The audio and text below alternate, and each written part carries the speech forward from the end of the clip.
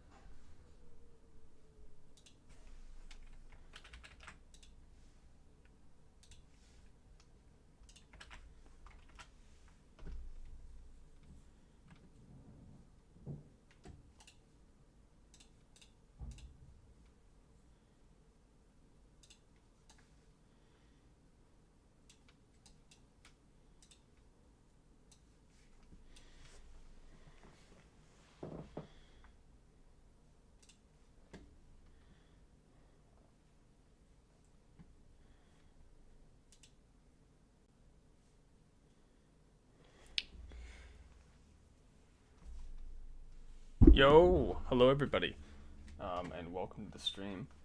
I did not realize I was live.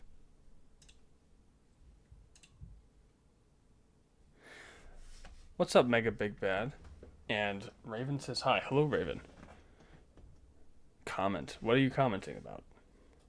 Engagement. I'm trying to engage you.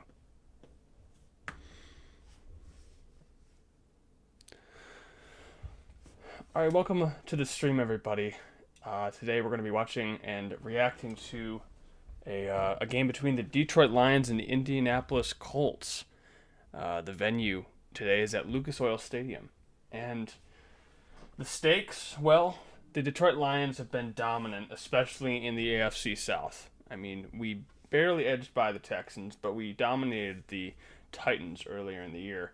And we just last week obliterated the Jacksonville Jaguars, scoring 52 points. In fact, in our last three outings, we've scored over 40 points each time. And so, you know what? I'm expecting the Lions to do well today, partially because the Indianapolis Colts defense has allowed an average of 27 points per game, which is I'm not sure where that is in the NFL standings, but that's pretty terrible.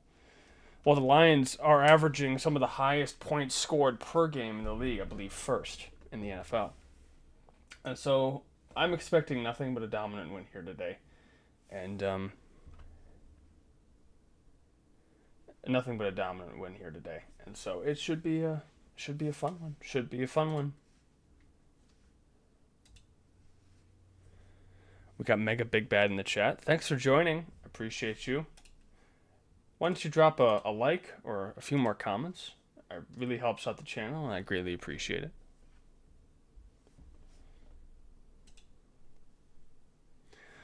We're still waiting on the game to start, so you're not missing a thing.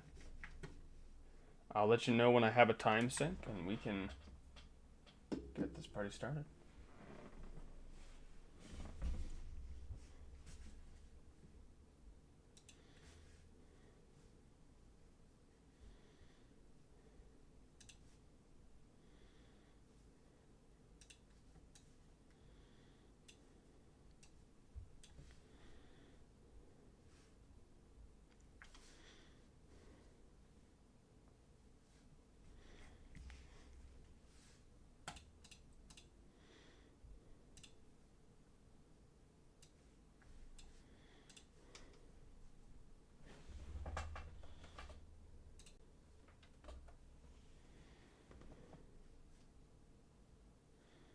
Thanks for the likes. Mega Big Bad asks, who's going to win today?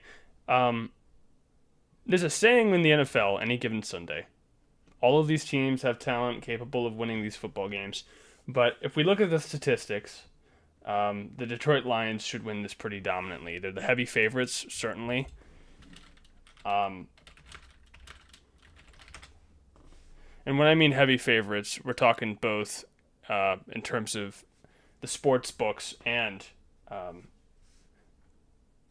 in terms of their likelihood to win.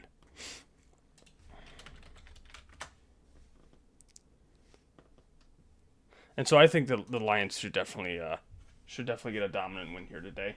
If they don't, I'd be extremely surprised. But it's going to require an absolute a showing from Anthony Richardson we have yet to see. Anthony Richardson, the quarterback for the Indianapolis Colts, he's got a lot of talent, but he's a rookie still. Essentially, I know it's his second year in the NFL, but he's only played about 12 games. And so he hasn't quite played a full season of NFL caliber football. And he's got a lot left to learn. And I would be surprised if he was able to get the win today. And it's not necessarily going to fall all on Anthony Richardson's shoulders. I mean, this Indianapolis Colts defense is going to have to step up in a big way. I see we got 3 people in the chat. Please drop a like if this is something you enjoy, and I appreciate you watching the game along with me. Again, the game has yet to start, so you're not missing a thing. I'll let you know when I have a time sync, and we can watch together.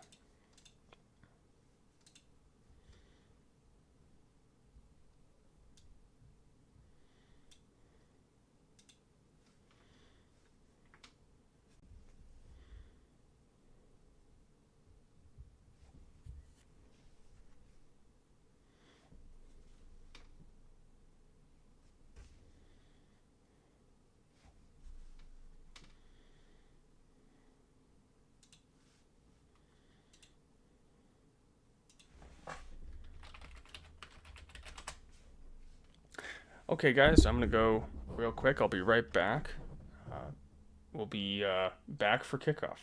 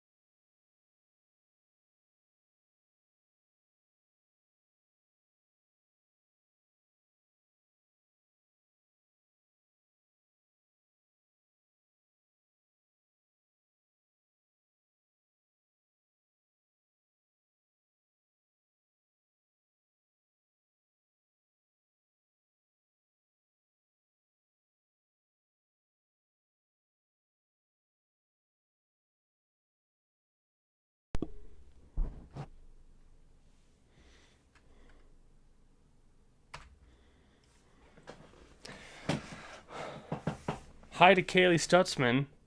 Hey, bro, we're sitting at lunch and the Mullins and a bunch of us have the stream open. We have the audio off in the restaurant, but wanted to say hi from all of us. Well, hello, guys. It's good to have you in here. Thanks for watching. Drop a like for me. It really helps the channel and gets it out there. Dakota Fox says hi. Hi, Dakota. And James Lilly, I'm watching you. Haha, we're at the restaurant right now. Though so we'll hear you later. Well, the game's going to go on for about 3 hours, so there's going to be plenty to watch when you have the time.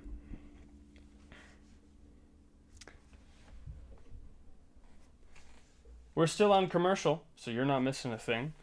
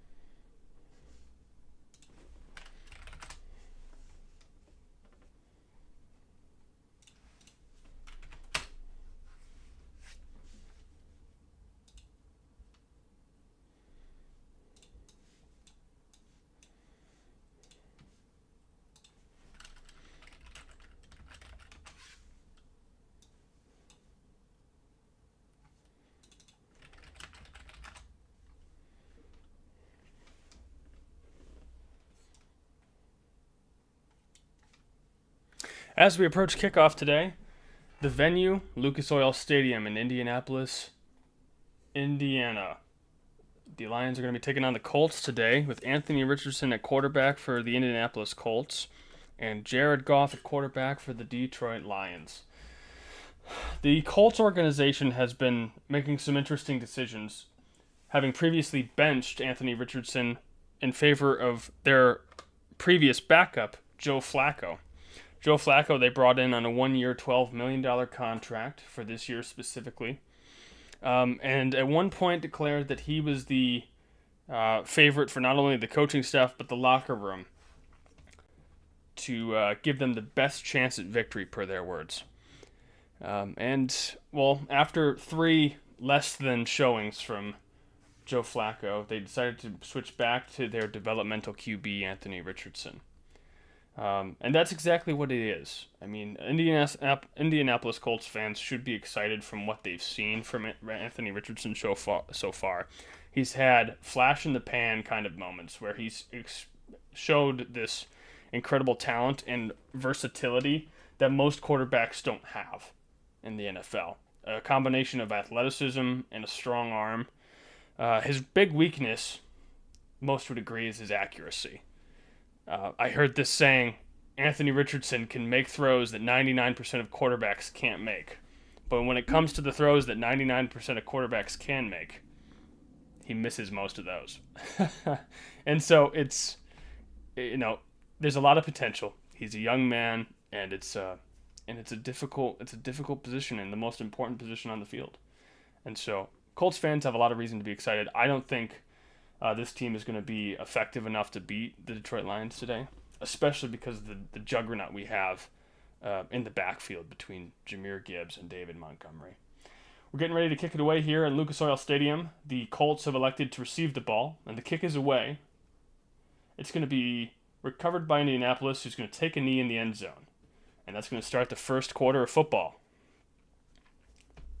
Something I'd like to see today from the Detroit Lions defense as the defense takes the field is discipline in terms of penalties, especially from one CB1 Terrion Arnold.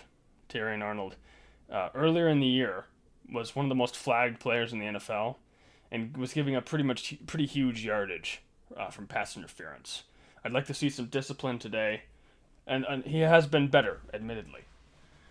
which you'd love to see. Anthony Richardson's in the backfield by himself, looks to take the snap, drops back, and quick fire over the middle. He's going to get to the Colts 39, just going to be short of a first down. Bring up 2nd and 1.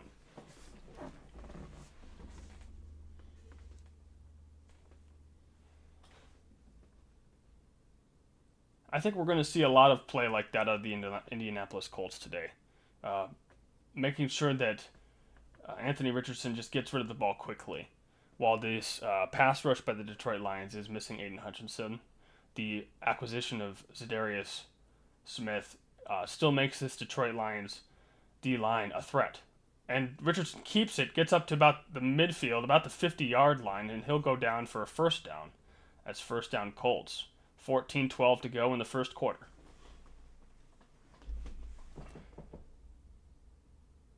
Brian Branch on the tackle, but didn't get to him until it was just a little too late. Colts are driving down the field. 1st and 10 now at the 50. Anthony Richardson in the backfield with a back to his back. Sends a man in motion across to the left. Richardson takes a snap, gives to the running back, who will get a gain of about 3 on the play. That'll be at the Lions' 46.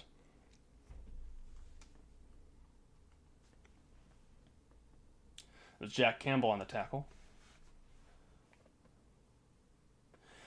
It's no secret that the Lions have been suffering on the defensive side of the ball with injuries, and we'll cover a bit more of that on the commercial break.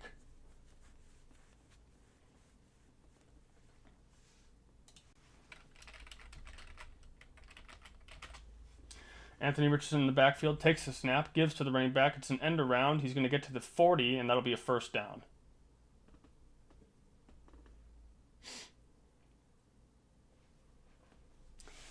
"12 minutes and 57 seconds to go here in the first quarter. I'll give you a quick time sync so you can watch along with me. It's 12, 51, 50, 49, 48, 47.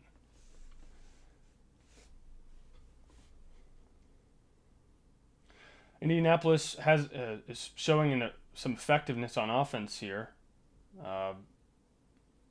We'll see if the Detroit Lions can stop them on their first drive. Anthony Richardson in the backfield with a back to his left. Runs to his left, pitches it out. It's an option play. Running back will get to the 30-yard line where he's flipped out of bounds. He's just going to be short of the first down, but it'll bring up 2nd and short.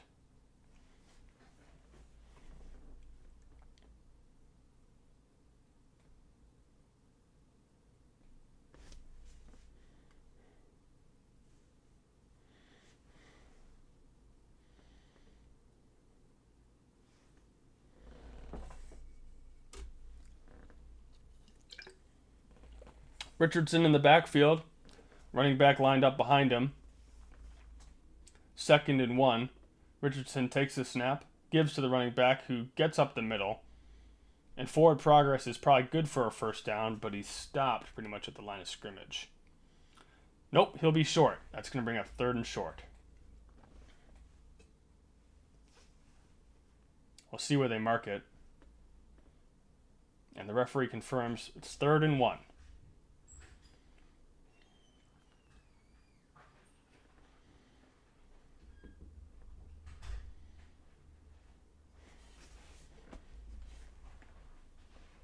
Come on, Lions. Richardson in the backfield back to his right. Richardson looks to take it himself. He gets up the middle, has open field in front of him, and gets down at about the 12-yard line. Richardson had nothing but daylight in front of him and met the safety, Kirby Joseph, who made the tackle, but not until Richardson had about 15 yards under his belt.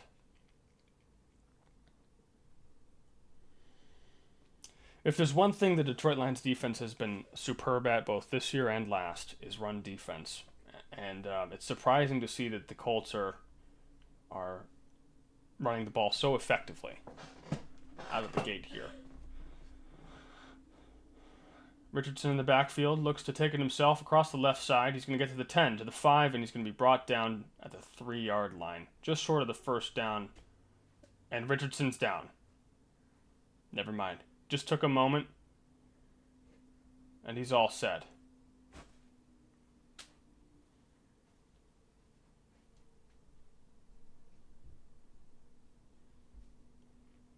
Second and 1 now, but it might as well be second and goal with the first down marker pressed up right against the end zone.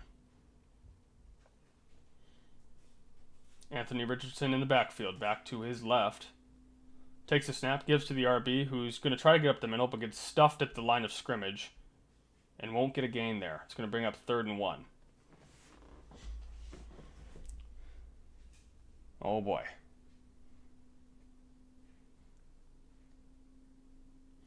Third and 1 now. This is a big play.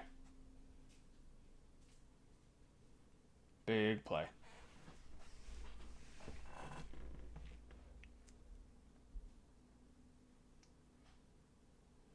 Richardson in the backfield, back to his left. 3rd and 1.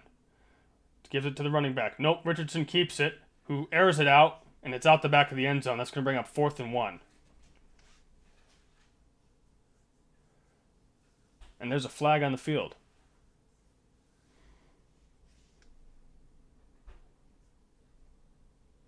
Waiting to see what the flag is for.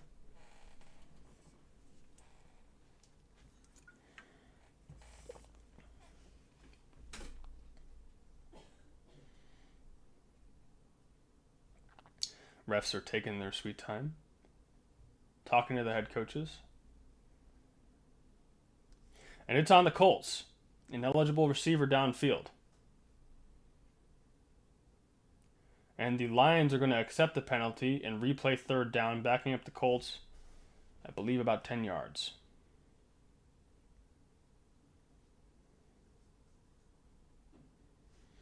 This is now 3rd and 6 as we're replaying 3rd down.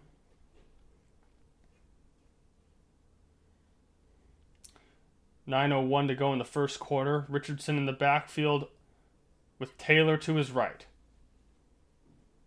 Richardson sends a man in motion, takes the snap, looking to throw. He has plenty of time, but airs it out, and it's going to go back out the back of the end zone again. Richardson is down and helped to his feet by Taylor.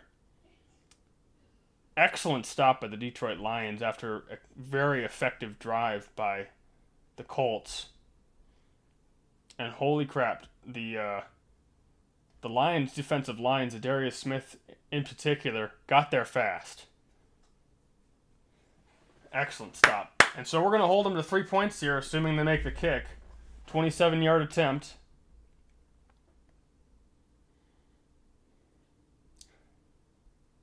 Snap is planted, kick is up, and it is good. Colts are going to lead this football game at the start.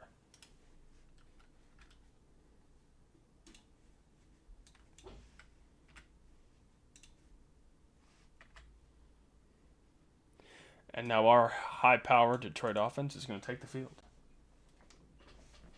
We're on commercial break, so I want to briefly discuss the injuries that have occurred to the Detroit Lions defense. In particular, what happened last week.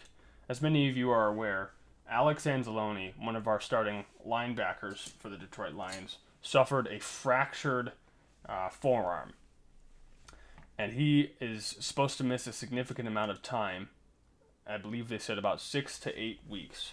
Now this timeline is going to put his projected time of return right at the playoff berth. And so when we make the playoffs, not if, Alex Anzalone should be able to return. There are some that suspect he'll return even sooner than that, just with a cast. I'm not sure. The Lions recovery staff and coaching staff aren't quick to rush injured players back in.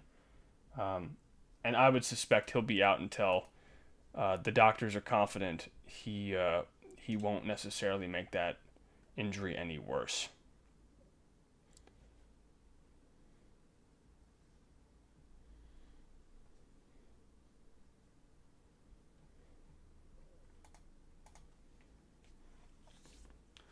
Huge stop by the Detroit Lions, though. I mean, the more field goals we can hold them to, the better. And it'll be huge, because this Detroit Lions offense is going to score 30 points. It's going to score 30 points. I mean, I could be incredibly wrong, but history shows we're gonna put numbers up, and so they're gonna have to hang with us if they want a chance to win. And unlike the Pittsburgh Steelers, this Colts team is not going to be able to win with field goals. They're just not going to.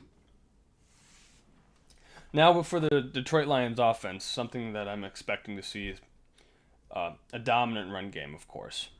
Sonic and Knuckles, Jahmyr Gibbs, and David Montgomery in the backfield. Jahmyr Gibbs has been averaging about 6.7 yards per carry so far this year, and it's that's incredible. That means you're getting a 2nd and 4 every time you give him the ball, or 2nd and short, and that's going to equip your offense to have an incredibly efficient showing. Colts are going to kick it away here, and ball is going to go into the end zone. Lions will receive it and take a knee. Still in the first quarter here, 8 minutes and 53 seconds to go. And I'd love to see another perfect game out of Jared Goff. Whether that be the QB rating, QBR, or completion percentage. I'd love to see Jared Goff win MVP, simply just because of the amount of haters within the own Lions fan base that have been talking crap about him and saying that he's not going to be the quarterback of the future for the Detroit Lions.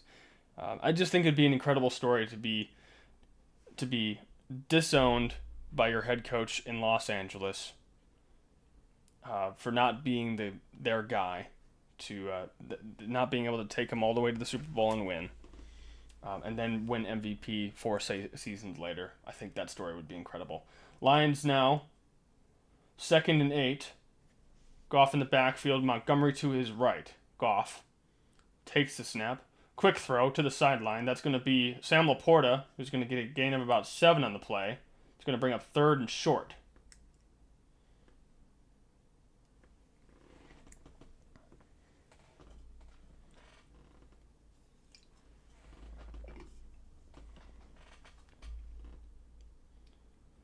Goff in the backfield. Montgomery to his right again. Goff looks to throw.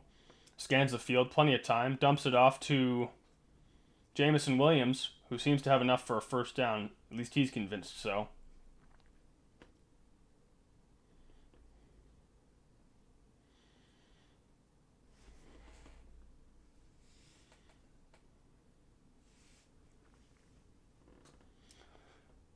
Montgomery goes out and Gibbs goes in. 1st and 10 now. From the Lions 41, Goff under center with Gibbs in the backfield. Goff fakes the handoff, throws it downfield. It's a strike across the middle. That's to Amon-Ra St. Brown, and that's for a first down, well past the 50-yard line.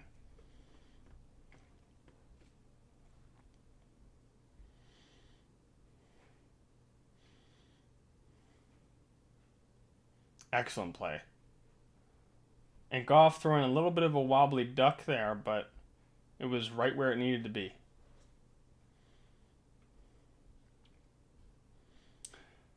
Goff under center, Gibbs in the backfield. Montgomery. Montgomery gets the ball and won't get far past the line of scrimmage.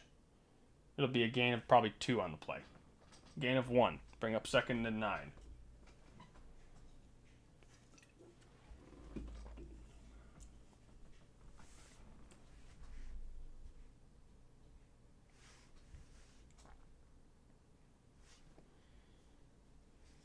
Lions are taking plenty of time on this drive. It's now 6:18 in the first quarter. Montgomery in the backfield with Goff. Goff takes a snap, gives to Montgomery, who gets up the left side, gets to the edge, gets to the 40, and trips. He trips and is short of the first down. Let's see what happened there. I think he just got tangled in his own 2 feet.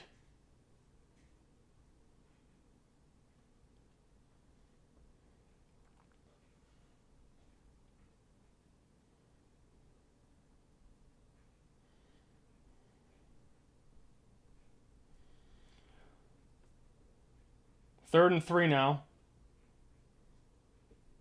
Goff in the backfield, Montgomery to his left. Goff sends a man in motion to the right, takes the snap and looks to throw. Has plenty of time. Rolls out to his right and is just going to go down. Just going to go down. It's going to bring up fourth down. And the Colts sustain their defensive streak. They're the only team in the NFL that has not allowed a team to open on their scoring drive in any of their matchups so far this year. And they do the same with the Lions there. Amon-Ra was open deep, but the defensive line of the Indianapolis Colts just got to Jared Goff, and Goff doesn't have the athleticism to be able to escape a 320-pound lineman. That sucks. All right, the Colts hold us to a no-scoring drive. That's Jack Fox to punt. Punt is away. And it's received at the 11, and he gets brought down pretty much immediately at the 10.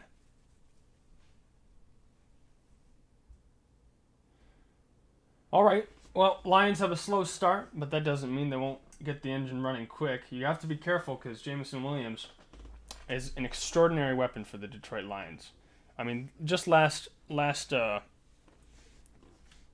game alone, he was responsible for huge chunk yardage on only a few receptions.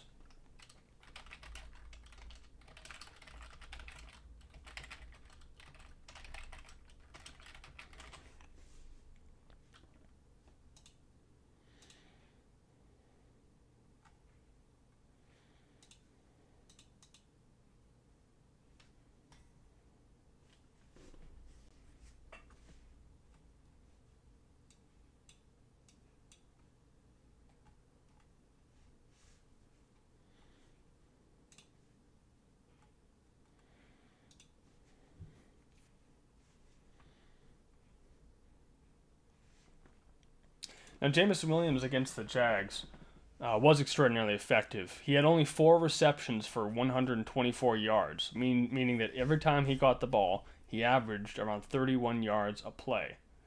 The longest was a 64-yard across the middle for a touchdown.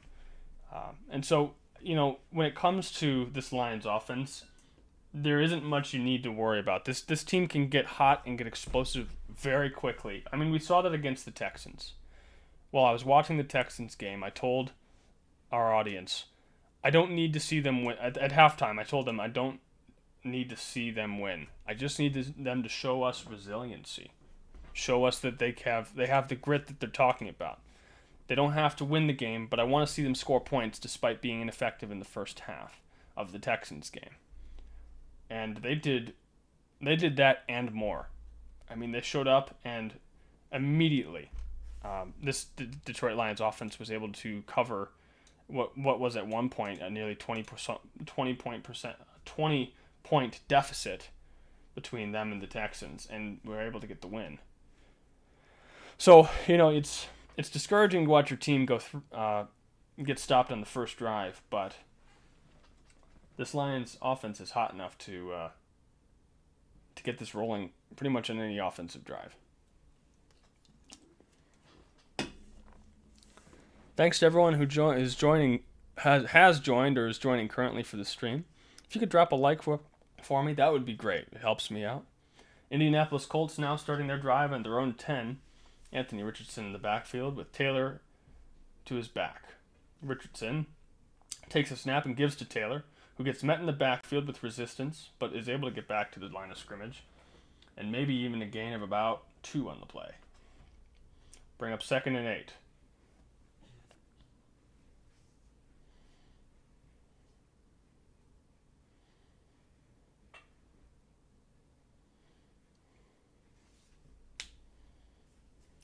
.4:13 to go in the first quarter.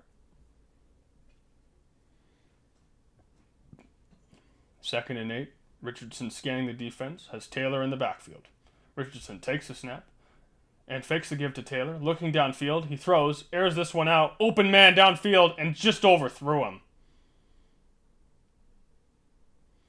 He was wide open, and Anthony Richardson just overthrew him.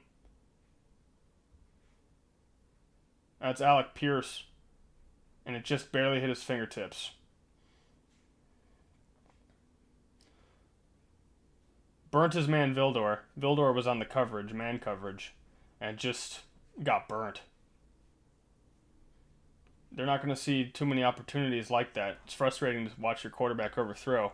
Great for us.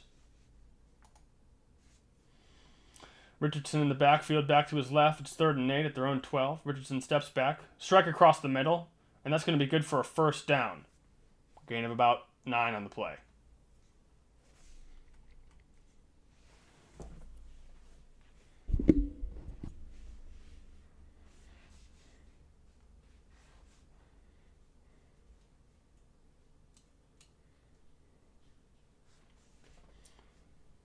First and 10 now for the Colts.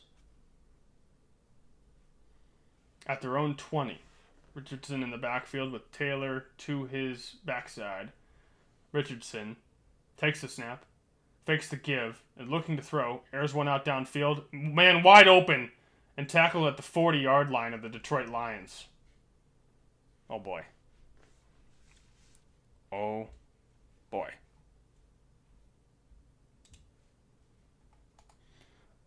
There's a flag down, holding on the Colts. And so it's going to come back.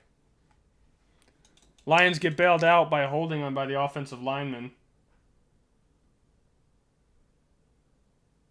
And that's Josh Paschal, who got absolutely just got hugged pretty much all the way to the quarterback.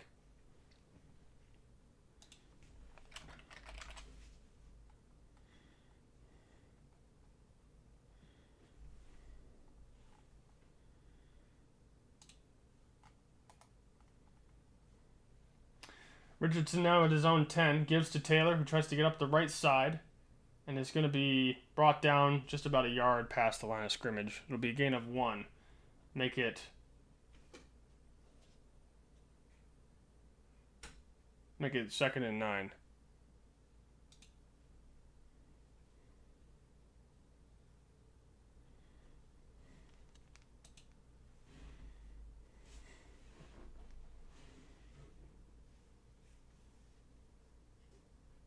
Oh, sorry, it's 2nd and 19. Richardson in the backfield, back to his right. Richardson takes a snap, steps back, looks to throw. The Lions are blitzing, but they don't get home. Richardson misses his throw across the middle.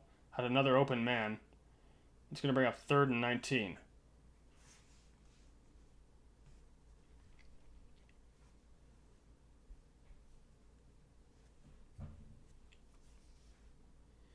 Third and long situation now coming up for the Indianapolis Colts.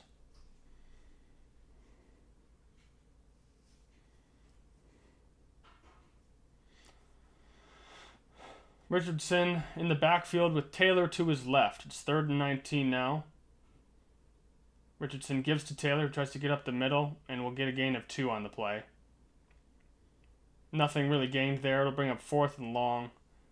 And the units are going to exchange. And the punting unit is out for the Indianapolis Colts. Great defensive showing by the Detroit Lions with some help of a well-timed penalty. That's scary. I mean, there were some blown coverages on that drive for the Detroit Lions, but we got lucky. Anthony Richardson missing his throws. 1 minute, 37 seconds to go in the first quarter. Colts get the punt away. Good blocking. Khalif Raymond gets it at the 25. Gets up to the 30. To the 35. Still going. And gets down to about the 40-yard line. So the Lions will start with decent field position. With a minute left to go about in the first quarter.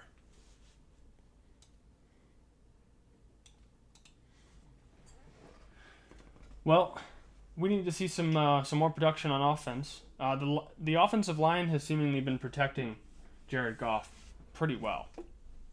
And so it's just going to be a matter of making sure we can get the run game going, which has seemingly been quiet so far. Now, we've only had 1 drive, so we'll give it some time here. But if the Colts want to win this football game, they're going to have to stop the run. They're going to have to make Jared Goff win this game with his arm. And the only loss of the season to the Tampa Bay Buccaneers part of what we can attribute to that loss was Jared Goff simply having to throw the ball 55 times. So 55 of the plays that the Detroit Lions offensive coordinator Ben Johnson called required Goff to throw the ball. If Goff is having to throw the ball that many times, it's unlikely that you'll be successful. It's unlikely. Now, in that game, if you'll remember, the Detroit Lions did keep it close. We only lost by 4 points. I believe it was 20-24.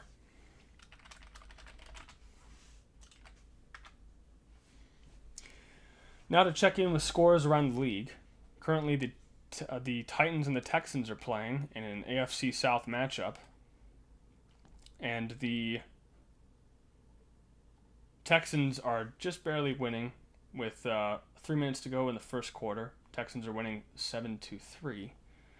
In an NFC North divisional matchup, the Vikings are taking on the Bears, and it's still 0-0 with only 5 minutes to go in the first quarter. And I'm sure what will be a blowout, the Chiefs are taking on the Panthers, and the Chiefs are currently leading 10-3 with only 1 minute and 44 seconds to go in the first quarter.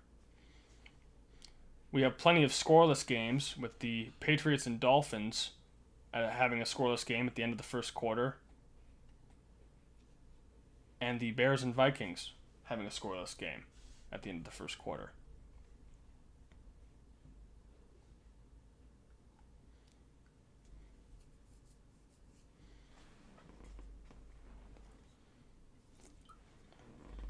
So us Detroit Lions fans are going to be rooting for the Bears to get a win over the Vikings today. I'd love our NFC North divisional opponents to beat up on each other a little bit and put the Vikings behind the Lions in terms of win-loss category. Goff gives to Gibbs, who is met behind the line of scrimmage, and so they're not going to get a gain on that play. In fact, they'll probably lose 3 or 4 yards. Nope. Apparently he got back to the line of scrimmage, so it's going to bring up 2nd and 10. The run game not producing so far for the Lions.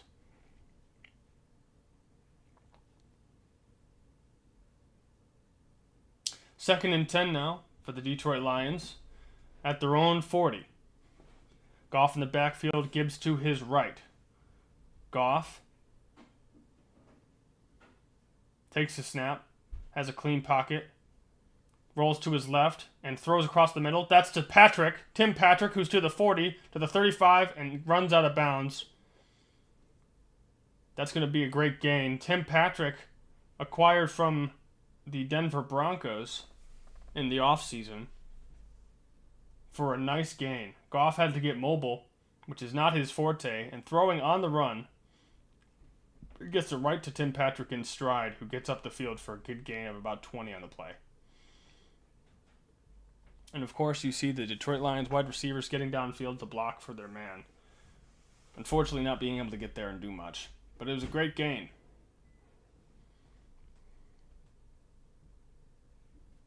And that's the end of the first quarter. They're going to go to the commercial break, so you're not missing a thing.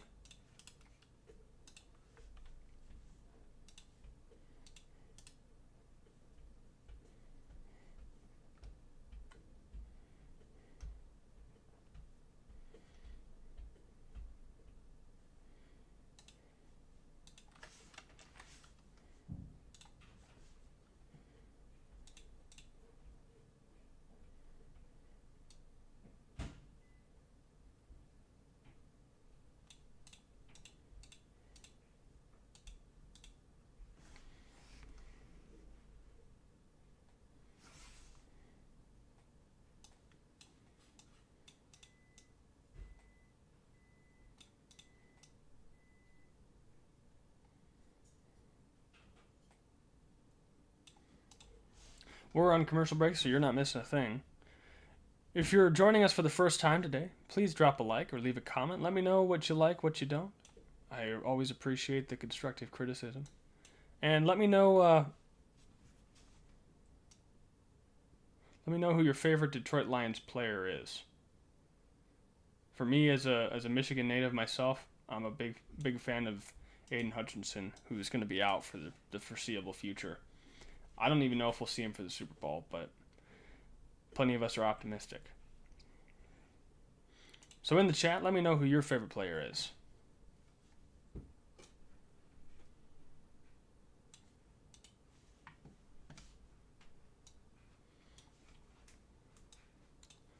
Lions are still on offense. We're just at the end of the first quarter, so you're not missing a thing. We've gone to commercial break.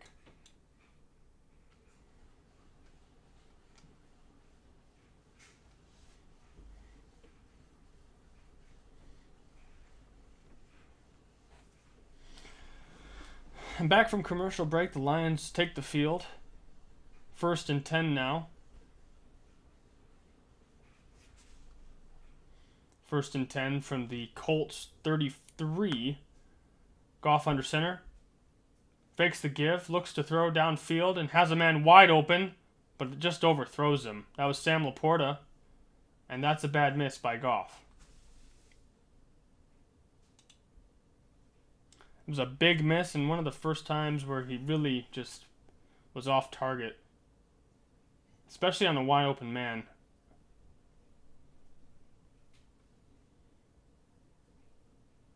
That's insane. That was a pretty bad miss, but that's all right. 2nd and 10 now for the Detroit Lions. Goff in the backfield, Gibbs to his left. Goff sends Laporta in motion. Gibbs to Gibbs, who tries to get up the middle, and will get a gain of about 3 on the play.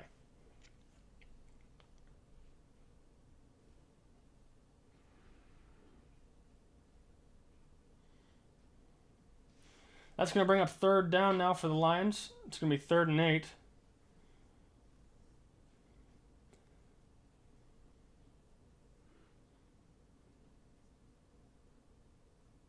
Goff under center with Gibbs in the backfield. Sends Laporta in motion to the left side. Goff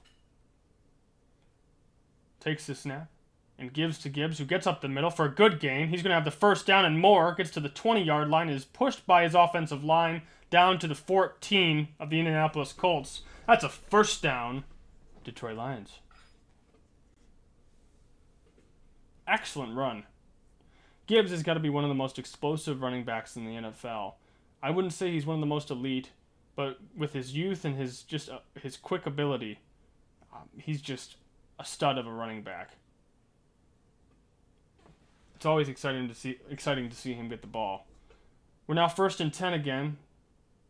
Goff in the backfield, Gibbs to his right. Goff gives to Gibbs, who tries to get up the middle, but only will get a gain of about 4 on the play as he falls forward. Bring up 2nd and 6 on the play.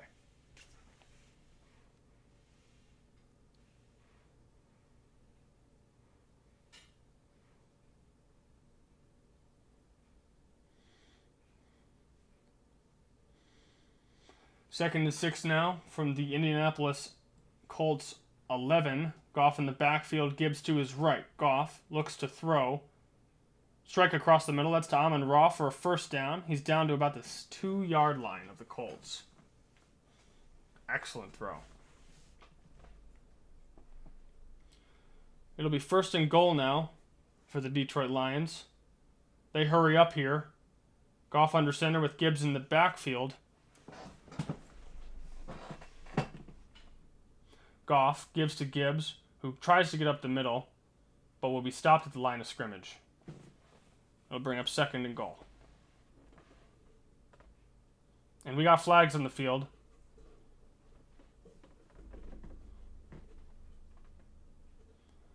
Zebras are congregating in the middle of the field to discuss what's going on. I'll let you know as soon as I do.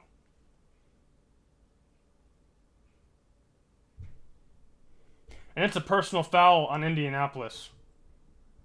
Fresh set of downs. And it'll be right on the goal line.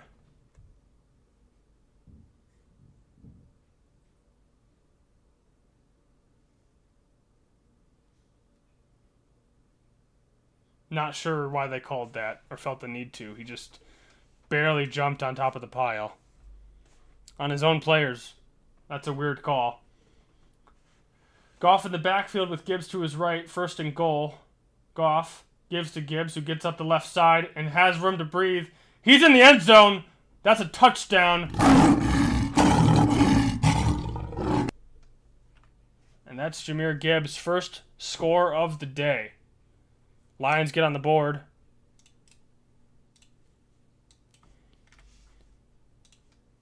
And he just has blockers in front of him.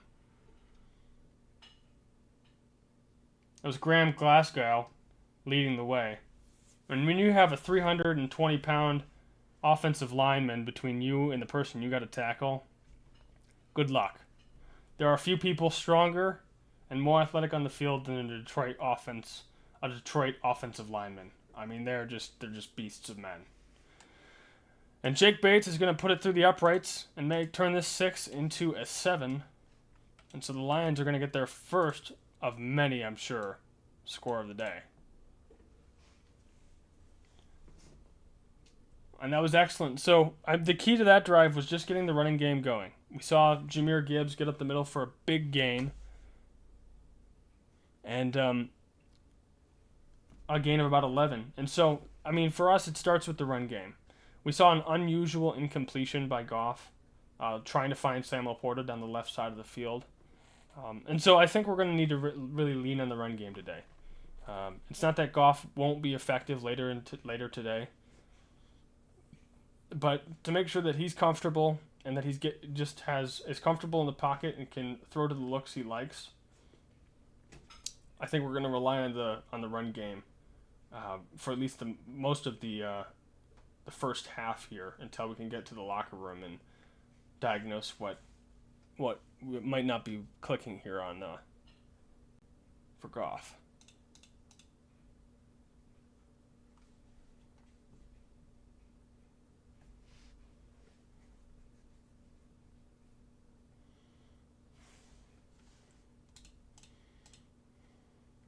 We're on commercial break, so you're not missing a thing. I'll be right back for more Lions coverage.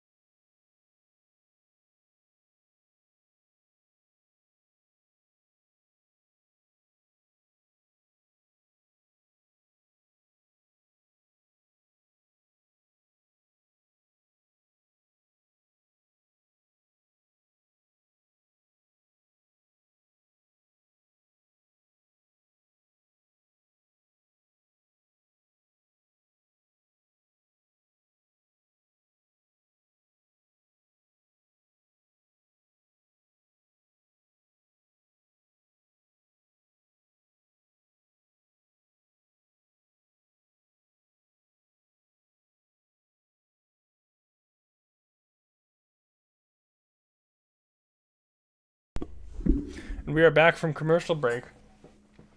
And with that last drive, Jahmyr Gibbs just went over 1,000 yards rushing for the season.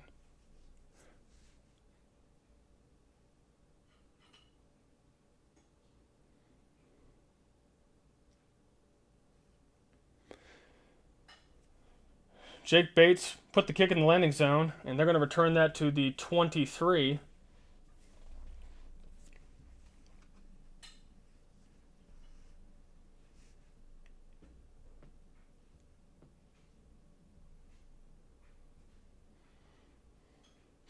Thanks for everyone who's tuning in today. I believe I'm having record numbers on this stream today. I have 56 views and 7 concurrent viewers. Thank you to everyone who's in here and joining me for today's game. If you have any thoughts, comments, compliments, or questions, please feel free to drop them down in the chat, and I'll do my best to respond. Anthony Richardson in the backfield, back to his backside. Richardson hands off to Taylor, who gets a gain of about 2 or 3 up the middle, but will be brought down and bring up second down for the Colts.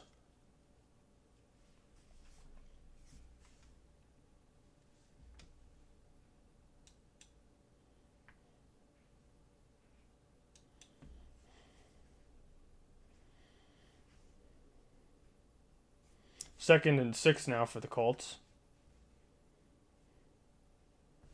Richardson in the backfield with Taylor to his left. Richardson takes the snap, gives to Taylor, who gets up. Oh, that's a keep. Sorry. He fooled me and the Lions offense, but Richardson did end up falling and only got a gain of about 4 on the play.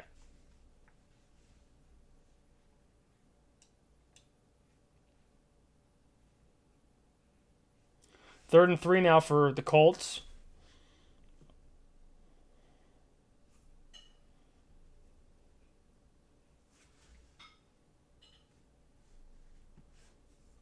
Richardson in the backfield with Taylor to his right. Richardson takes the snap, looking to throw. Has a man open on the sideline, and they'll get the first down and a gain of about 10 on the play.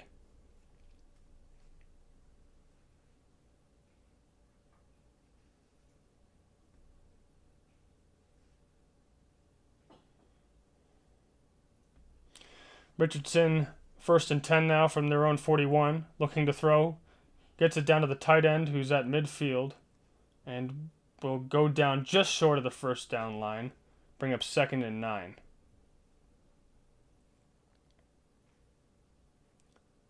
And it looks like the Bears are the first to strike against the Minnesota Vikings.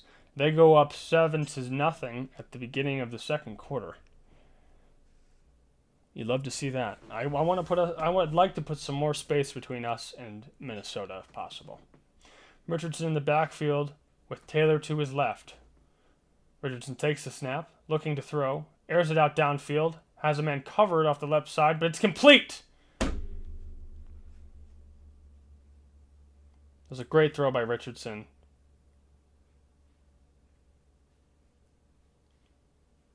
And this was Kendall Vildor on the coverage, our backup cornerback. What a throw. What a throw. Gain of 40 on the play.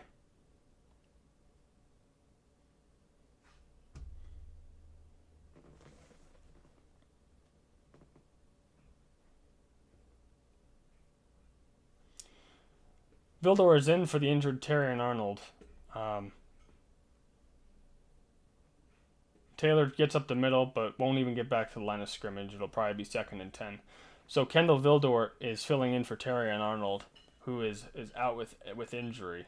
And it looks like Indianapolis is doing what they can to put our backup cornerback under pressure.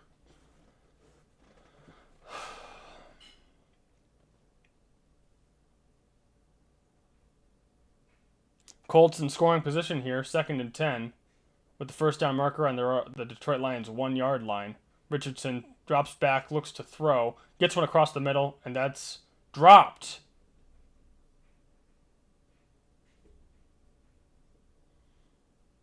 He had his man across the middle. He was open, and the ball hits him right in the chest, but he just drops it. It would have been a nice walk-in, easy score. But Ogletree, the tight end for the Colts, dropped it. 3rd and 10 now for the Colts. Richardson in the backfield, halfback to his right. Richardson looks to throw to the left side, overthrows his man. We're going to bring up 4th and 10 now for the Colts. Good showing. Good showing by the Detroit Lions defense. They get bailed out by some incompetence by the Colts. And the Colts are going to march out their field goal unit.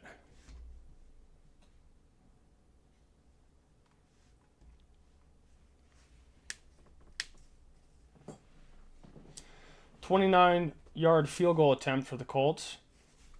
If made, this will make the score 7-6.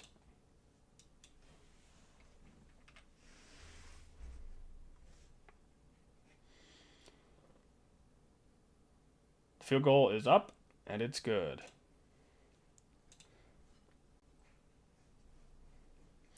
It's now 7-6, and Colts are showing some life on the offensive side of the ball. Kendall Vildor is going to be the target for the rest of the day. Our backup cornerback. That's concerning. That is concerning.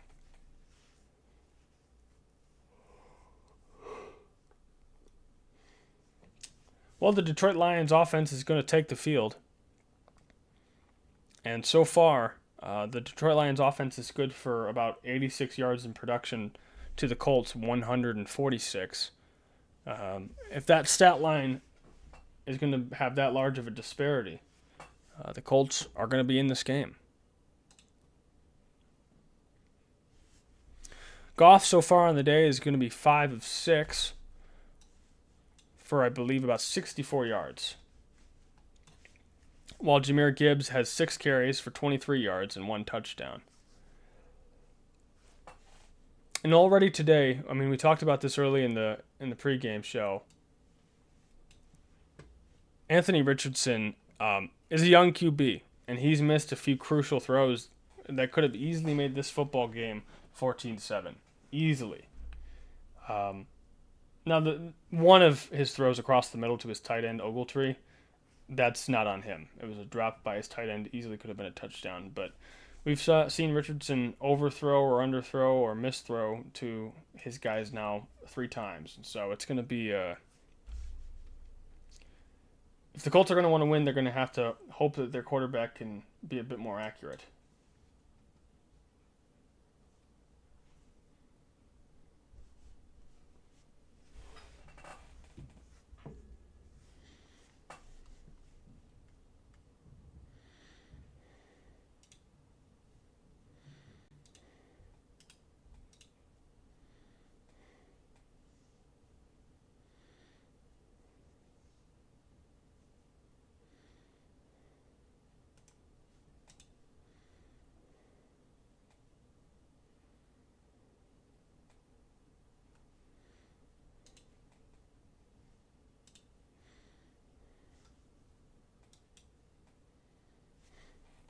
We're still on commercial break, so you're not missing a thing. Something that should be discussed very briefly is the NFC North standings. The Lions are currently atop the NFC North at 9-1, with the Minnesota Vikings at 8-2. That's why the game between the Vikings and the Bears today is so crucial at Soldier Field. It's because if the Bears are able to win, it's going to put the Minnesota Vikings yet again back a game on the Detroit Lions. And as much cushion as we can put between our rivals and ourselves, the better. Well, the Lions are going to take the field here and look to put another 7 on the board.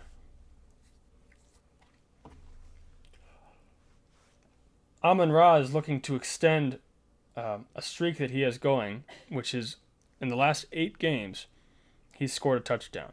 And so if Amon-Ra can find another touchdown today from Jared Goff, he'll extend that streak to 9 games with consecutive touchdowns, which is right now the longest streak in the NFL. Goff under center now, 1st and 10, Montgomery in the backfield. Goff gives to Montgomery, who gets up the middle for a gain of 5 and gets tackled down at the 39-yard line. It'll be 2nd and short.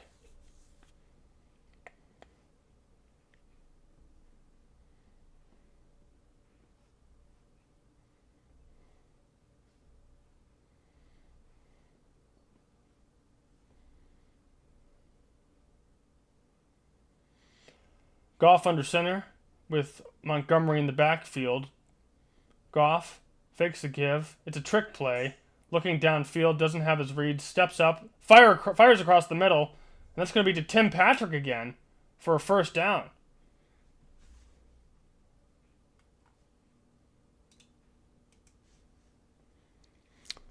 Goff to Tim Patrick, that's going to be a gain for about 10. Good for a 1st down. It was a duck, but it was right where it needed to be. I really need to get a duck counter going. Goff under center, Montgomery in the backfield. Goff fakes the handoff, under pressure, gives to Brock Wright, who gets up to the 45-yard line of the Indianapolis Colts. Going to bring up 2nd and short.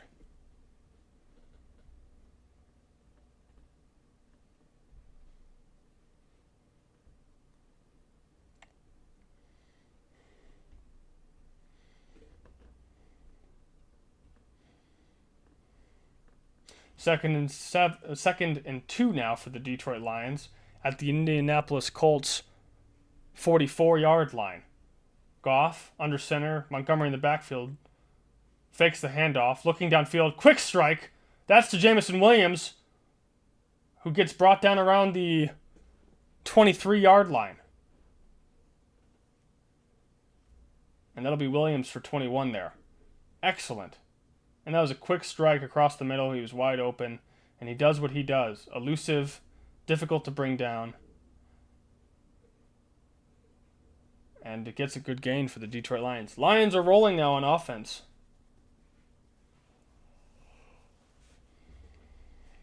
Goff under center with Montgomery in the backfield.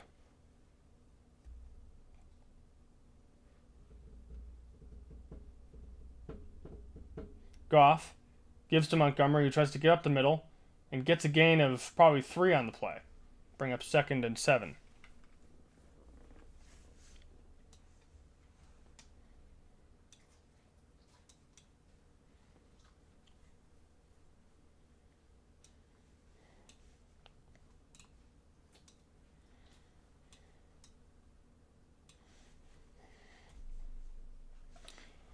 Second and 7 now for the Detroit Lions. Gibbs in the backfield with Goff under center. Goff takes the snap, tosses to Gibbs, who gets the line of scrimmage and won't get more than a yard on the play. It's going to bring up 3rd down. Make it 3rd and 6 now.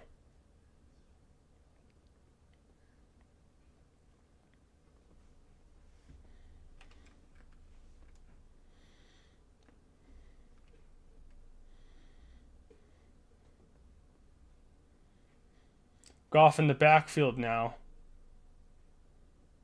Alone in the backfield. 3rd and 6.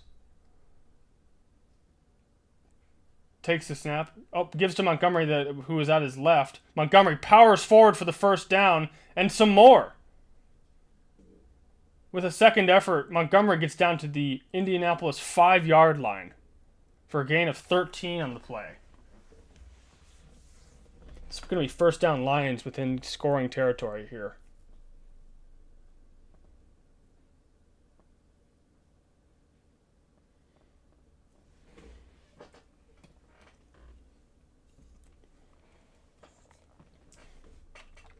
Goff now under center with Montgomery in the backfield, 1st and 10. Goff fakes the give to Montgomery, looking to throw, and will just have to get it away as Laporta was covered. Bring up 2nd and 10.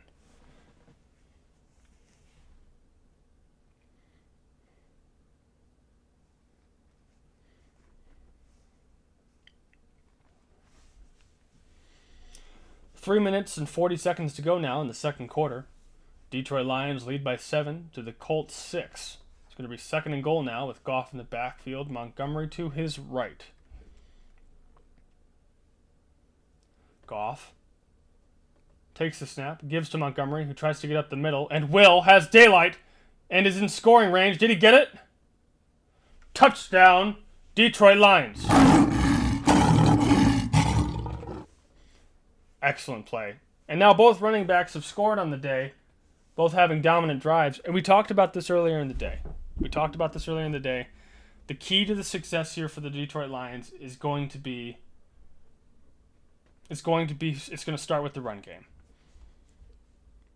It's not to say that Goff certainly doesn't have a role here. He absolutely does, and he has an important one. But it starts and ends with our run game. If our run game is efficient and effective, and we can hit you in the mouth, it's hard to stop us. And so now Gibbs and Montgomery have gotten in the end zone. That's a touchdown for the Detroit Lions, and Jake Bates puts it through the uprights, making it 14-6.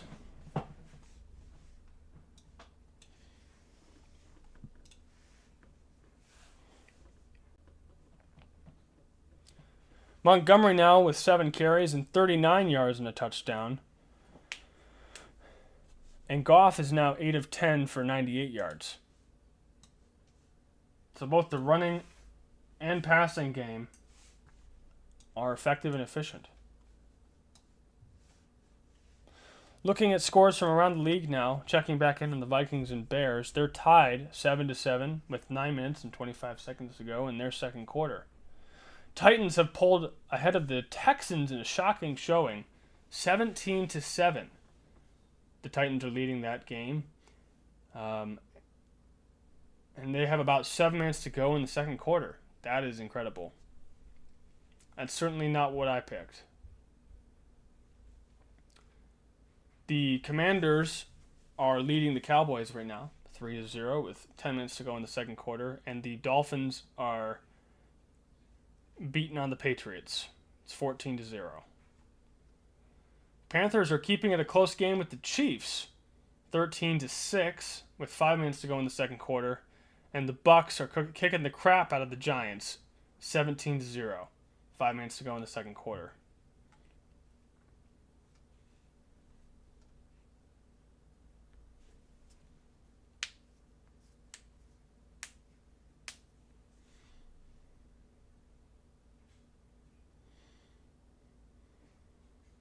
We're on commercial break, so you're not missing a thing.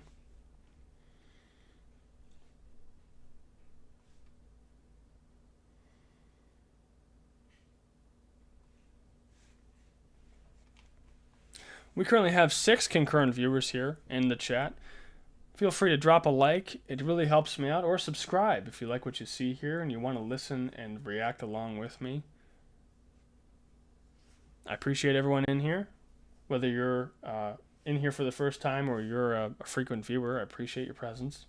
And love to hear what you think. Who's your favorite Detroit Lions player?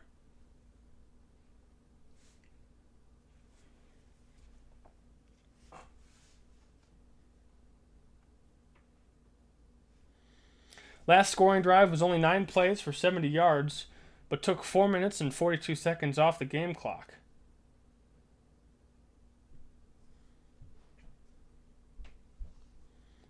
This offense is a well-oiled machine, man. And so the Colts are going to have to come to life here, and Anthony Richardson's going to have to complete a few more passes if they hope to get back in this game. Jake Bates for the kick. Kick is away and in the end zone and out the end zone. And the Colts take the field and will start at their own 30-yard line.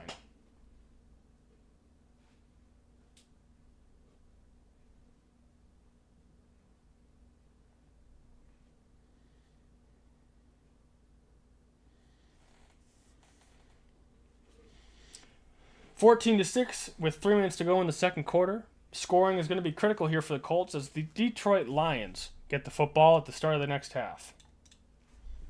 Richardson in the backfield, Taylor to his backside. Richardson adjusting the play to the defense. Takes the snap, gives to Taylor, who gets up the middle and has yardage to the 40 to the 45 and gets dragged down at the 50. That's going to be a gain of about 20 on the play. But hold up. Zebras are congregating downfield. And they're calling holding on Indianapolis. That's another big gain brought back by the referees.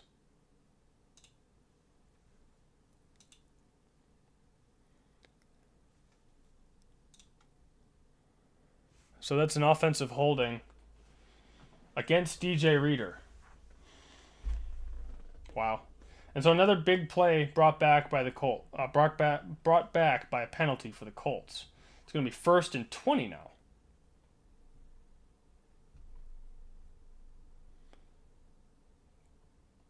Richardson in the backfield, back to his backside. That'd be Taylor. Richardson fakes the give to Taylor, rolls out to his right, looking to throw. Strike downfield, and finds his man Pittman Jr., who's to midfield. That's a 45-50, and gets brought down by the safeties. And that's going to be a gain of about 30 yards on the play for a first down.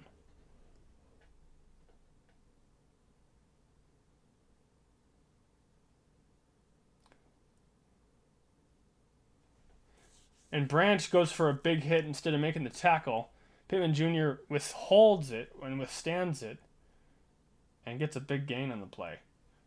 Impressive throw by Richardson there. On the move, hits his man in stride. Richardson in the backfield with the back to his right. Gives to Taylor, who tries to get up the left side but has nowhere to go. He's met by Josh Pascal in the backfield and just falls back toward the line of scrimmage for no gain.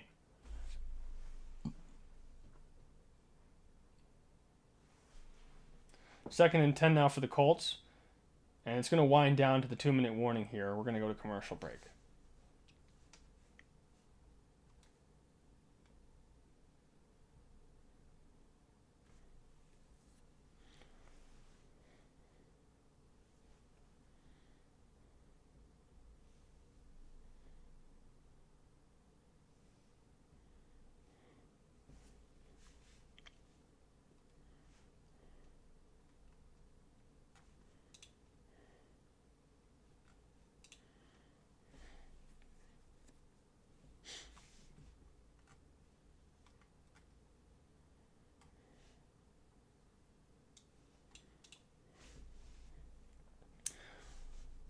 Since they're on commercial break, I'm going to do the same and cut to a quick break. I'll be right back. You're not going to miss a thing.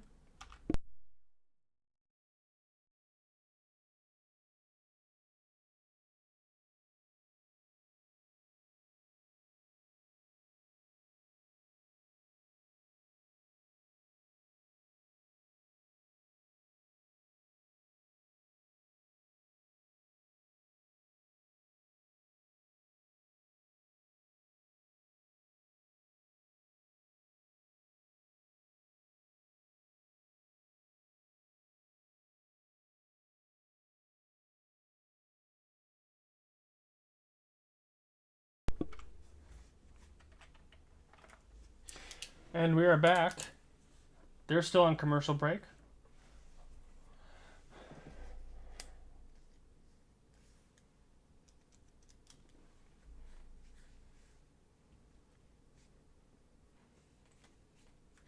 We have 5 viewers in here with me. Thanks to everybody for watching and liking, commenting, subscribing. I want to know, with Thanksgiving on the horizon, what's your favorite Thanksgiving dish? For me personally, I have to go with the potatoes. Put some gravy in there, mix it with some cranberry sauce. I mean, potatoes are my favorite dish for one very specific reason. It's the most versatile dish on your plate. You can put potatoes with anything. Scoop it with some turkey. Have it with your stuffing. I mean, you can have it with your pumpkin pie if that's how you roll.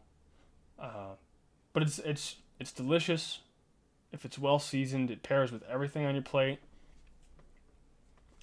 It's my favorite, mashed potatoes. So let me know what your favorite Thanksgiving dish is and why.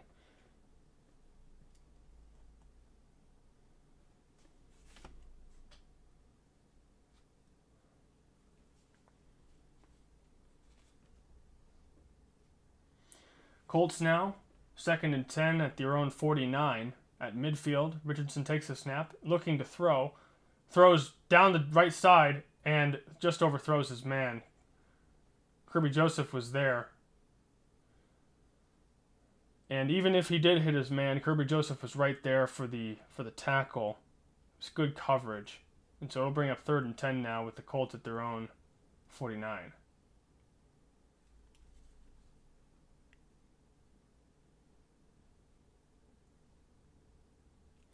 And James says, I'm counting pie as a separate category, but I'm saying that sweet potato marshmallow stuff. Sweet potato marshmallow stuff. You gotta love some sweet potato marshmallow. I mean, I personally don't roll with the sweet potatoes. And Anthony Richardson and the miscommunication is going to bring up 4th down and 10. The Detroit Lions defense holds the Indianapolis Colts to a no score. And so the punting unit's going to come out for the Colts. Now I do love the concept of sweet potato casserole, and I know that I said potatoes are in fact my favorite dish, but sweet potatoes are different. They're different in the sense that the texture is just, it's not as desirable for me personally. But you're allowed to like what you like. Punt is away. And Khalif Raymond sets to receive. Fair catch at the 10-yard line. So the Lions are going to start deep in their own territory with 1 minute and 45 seconds to go here in the second quarter. Lions will likely just take this game to the end of the half and keep it on the ground.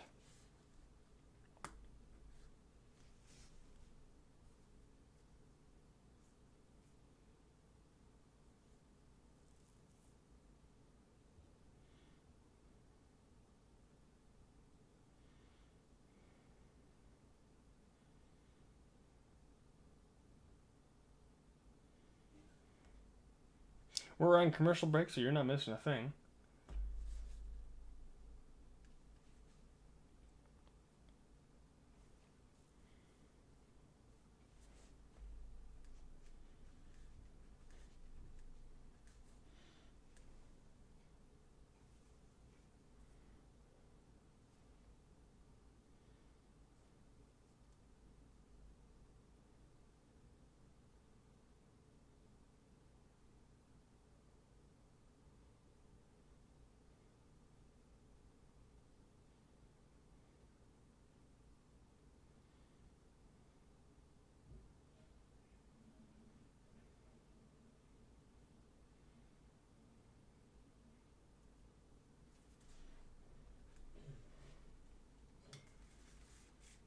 Still on commercial break.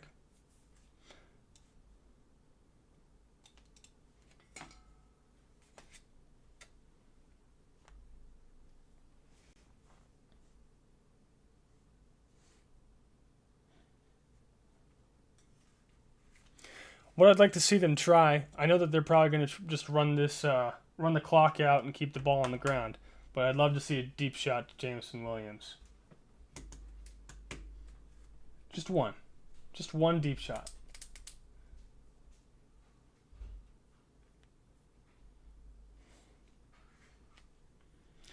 Now, I do my best to stream every Detroit Lions game that I can. But coming up this Thursday, the Detroit Lions are going to play the Bears at Soldier Field at 1 o'clock. And that time is going to have to be reserved for friends and family. And so I will not be streaming Thanksgiving Day, the Thanksgiving game, as disappointing as that is. I'll be with friends and family on that day.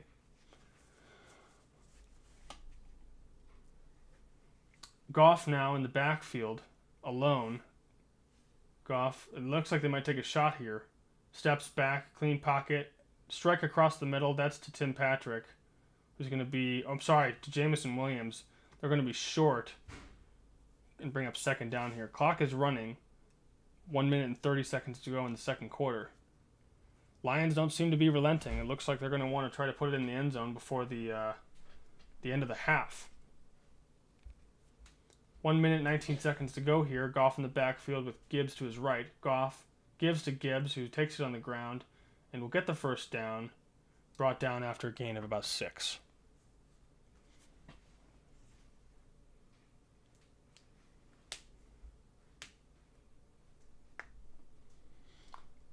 No huddle for the Detroit Lions here. Goff in the backfield, looking to throw deep. Defense gets to him, and he'll be sacked for a loss of about a yard.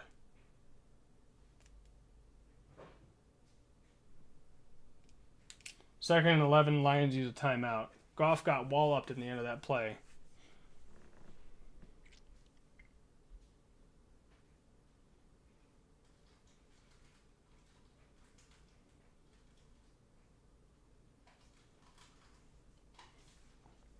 First timeout for the Detroit Lions. 46 seconds to go in the second quarter.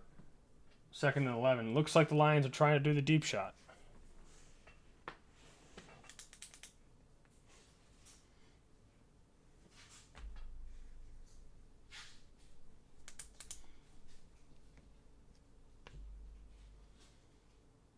Second and 11. Goff in the backfield. Gibbs to his left. Goff takes a snap, looks to throw. Pressure coming, gets the ball to Sam Laporta for a gain of about 5 on the play. That's across the middle, and it'll be good for a third down and 7. Clock continuing to run here. 29 seconds to go here in the second quarter. Goff in the backfield. Takes a snap on third down, looking to throw, looking deep. and it's almost intercepted. Khalif Raymond playing the defensive back there. It's going to bring up 4th and 7. And that was a duck of a ball.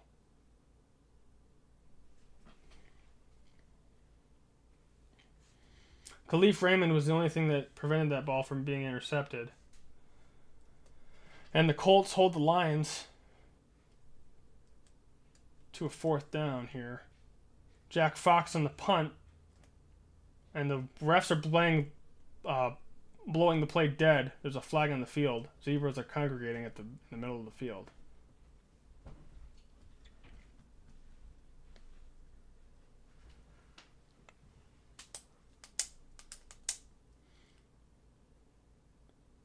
False start on the offense is going to back them up about 5 yards, make it 4th and 12.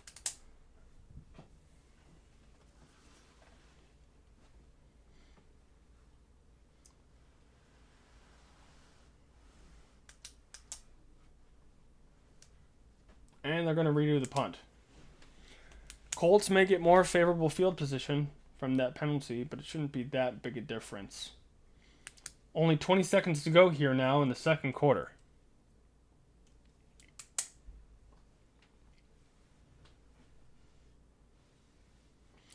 Jack Fox gets the punt away. And the Colts will receive it. Fair catch at their own 19-ish. That's where they'll mark it.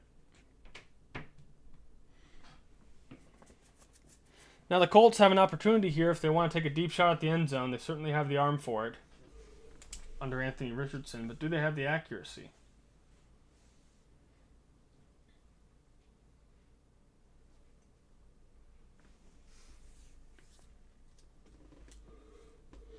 They're on commercial breaks, so you're not going to miss a thing.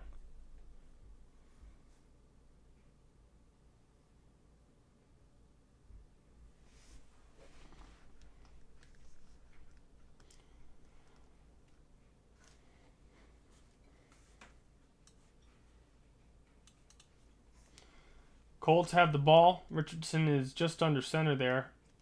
And it looks like they're going to take a knee and take this ball game into the second half.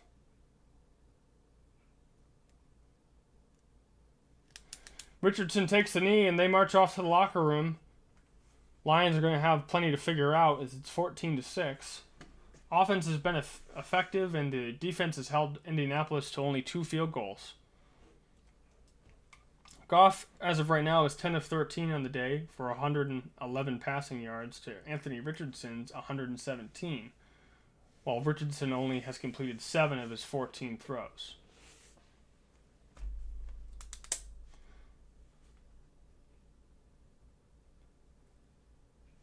The 2 Lions with touchdowns on the board today so far are both the running backs, Gibbs and Montgomery. The most effective part of our offensive game so far seems to be the running game. And we go to halftime now.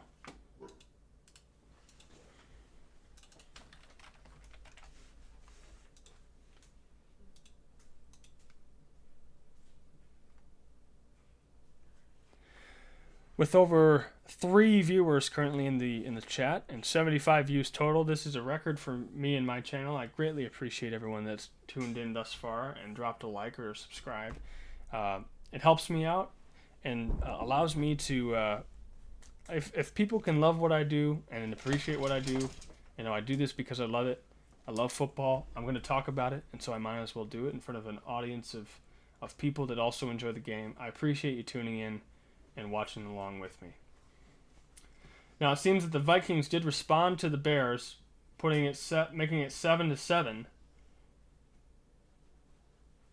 and they're actually up 14-7 with 4 minutes to go in the second quarter. Checking in on games from around the league, the Texans have brought it back against the Titans. It's now 14-17 with a minute to go now in the second quarter. And the Commanders and the Cowboys are still both dormant offensively. Commanders with 3 points and the Cowboys with 0. Not much has changed for the Dolphins and Patriots. Dolphins 14, Patriots 0 with a minute and 50 seconds left to go in the second quarter. And the Panthers are still keeping it close with the Chiefs. It's 6-13 with 44 seconds to go in the second quarter. With 20 seconds to go in the second quarter, the Buccaneers are leading the Giants 17-0. Still a walloping, and it'll probably stay that way. And of course, your Detroit Lions are leading going into halftime 14-6. Lions are set to get the ball at the end of halftime, at the beginning of the third quarter. And we'll see if we can get the passing game going. The passing game has been effective, but it hasn't been what it's been in previous games. And so we'll see if they can become a bit more effective and efficient in the passing game. If not, we can just rely on the run game, which so far has been extremely effective.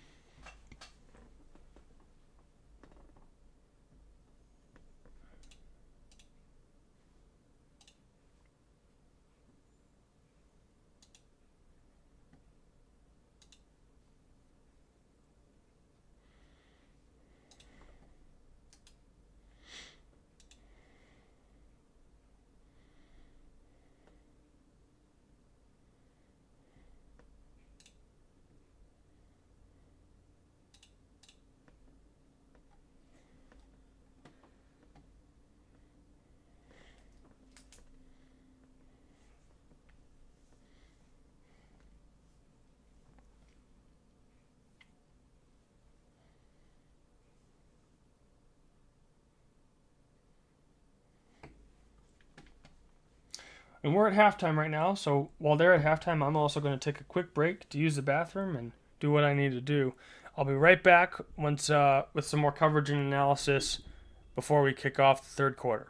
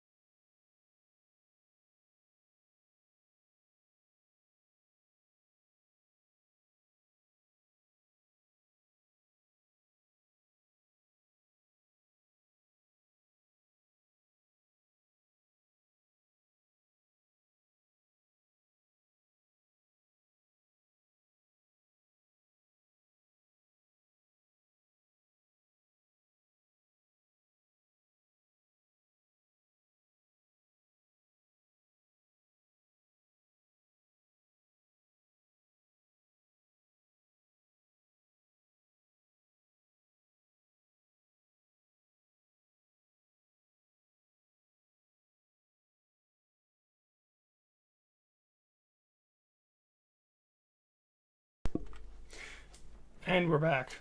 Thank you, everyone, for waiting for me. It can be difficult to talk for an hour and a half and not have a little break to just take a sip. But to talk more about the game that we've been watching, I have a couple of big takeaways. First and foremost, penalties have been big for the Indianapolis Colts. The Colts have currently been penalized 4 times today, and 3 out of those 4 penalties have brought back yardage, big play, explosive yardage for 15 or more yards.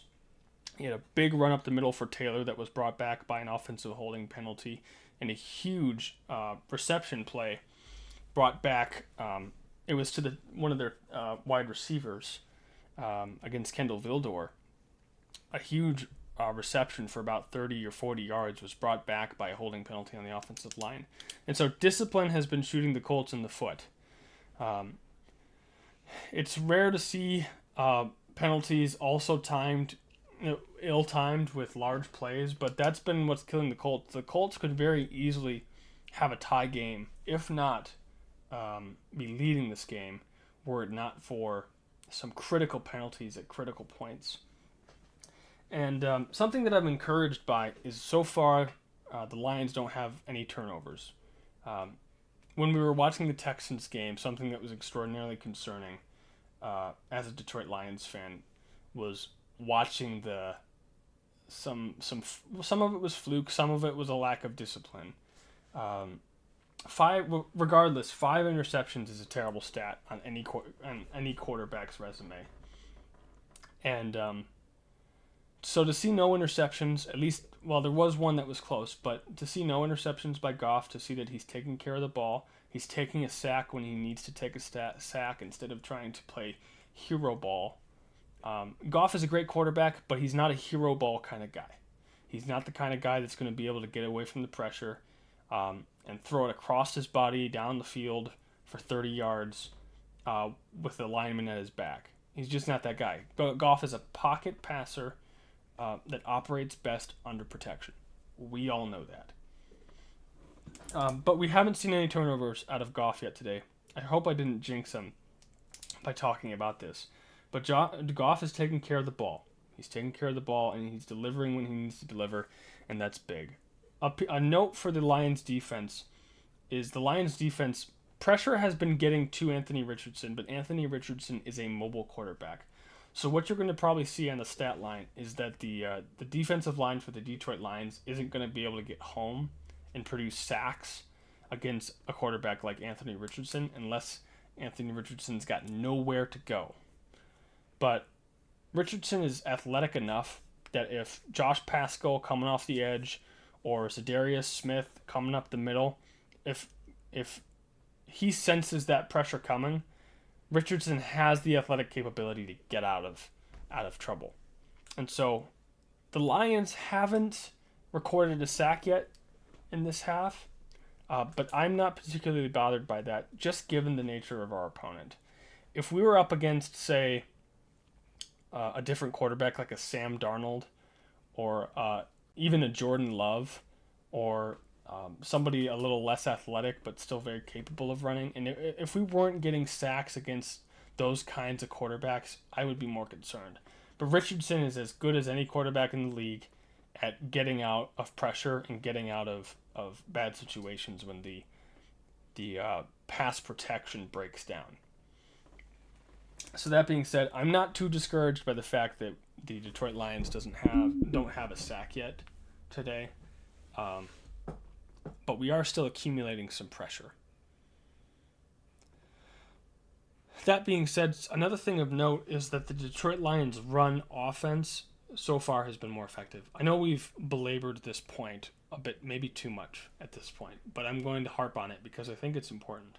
The Lions' run offense is incredibly efficient and is outpacing the Colts' run efficiency by almost a yard per play on average. So currently, the Detroit Lions are rushing for an average of 4.6 yards per play. So almost 5 yards a play. That's on one play, your running attack is able to get you halfway to your first down marker. That's huge. Now, the Colts still have a fairly effective running attack, but it's almost a yard behind the Detroit Lions' efficiency. They're getting about 3.8 yards per rush in this case. And so this is encouraging to see because our defensive line is stopping the runner at the line of scrimmage or meeting them at the line of scrimmage, preventing big plays.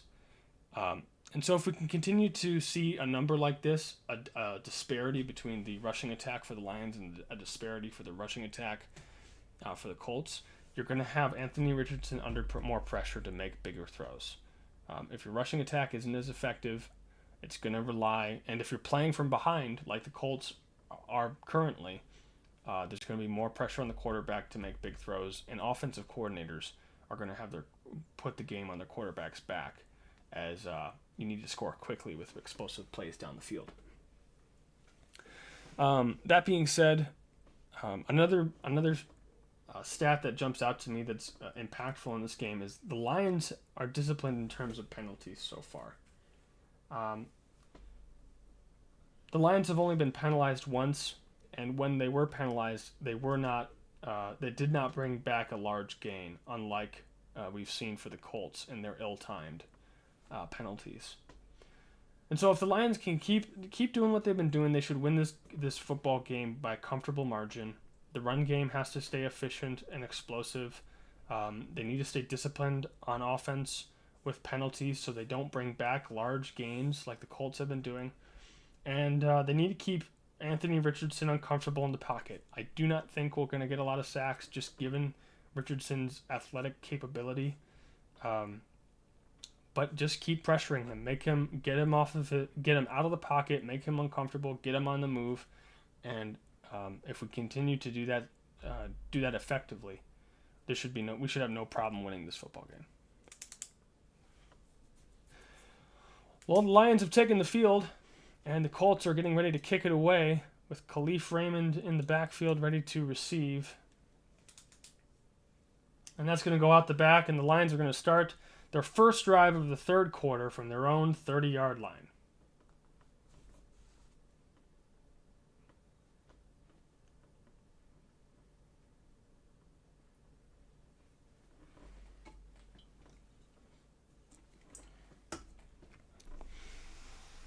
We have 6 viewers in here currently, and I really greatly appreciate you guys taking time out of your day to watch this football game with me. Just 1 second. Goff under center with Gibbs in the backfield. Goff gives to Gibbs, who gets off the left side but won't get a gain on the play. In fact, he'll be dragged down a few yards short of the line of scrimmage, and there'll be a loss of yardage on the play.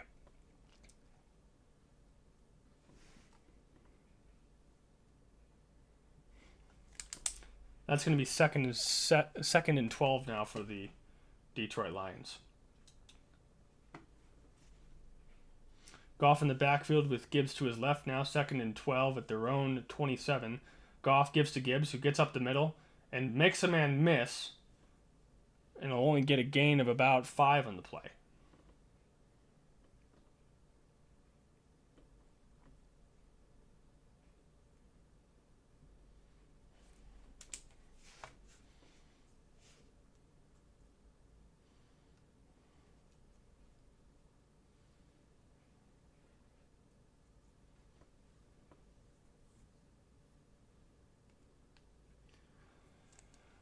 Goff in the backfield alone. Quick throw to Gibbs on the outside. Gibbs has blockers. Makes a man miss and gets the first down at the 40-yard line. And that's a nice little screen for the running back. A wide receiver screen for the running back on the right side of the field. That'll be enough for a first down.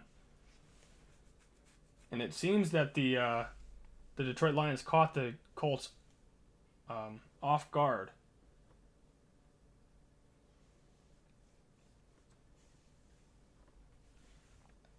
First and 10 now for the Lions at their own 40. Goff under center, 3 men in the backfield. Goff takes a snap and fakes the give. Looking downfield, he just dumps it off to Montgomery, who's underneath, gets the first down, and is at the Colts 45 before he's dragged down. It'll be a first down for the Lions.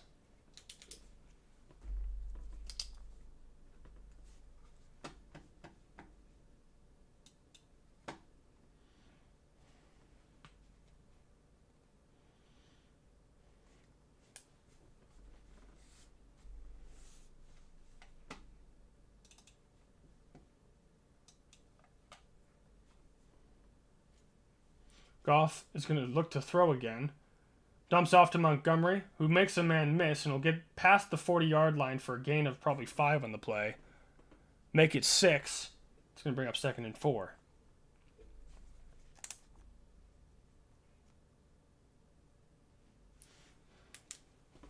Lions are driving here. And Montgomery's going to come off the field. Gibbs replaces him. 2nd and 4 now in Colts territory.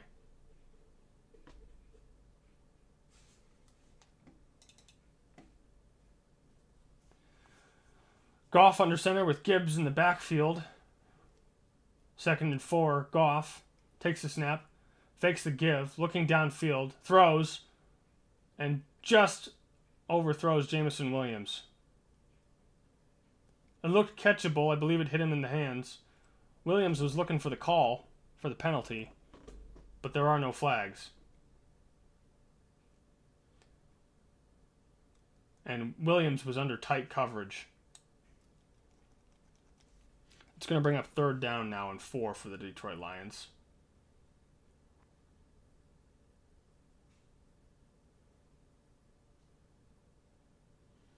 Goff in the backfield alone, adjusting the offense. Gibbs lines up outside. Goff takes the snap. Fires across the middle. That's Tim Patrick across the middle to the 25. And that's a 1st down, Lions. Tim Patrick has just been a force in this game. But there's a flag.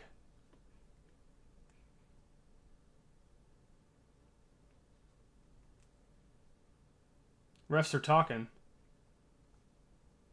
And it's on the defense. Illegal use of hands by number 98. That's Davis on the Indianapolis Colts. And so that's not going to affect the yardage gain in the play. It'll be a 1st down for the Detroit Lions well into Indianapolis territory.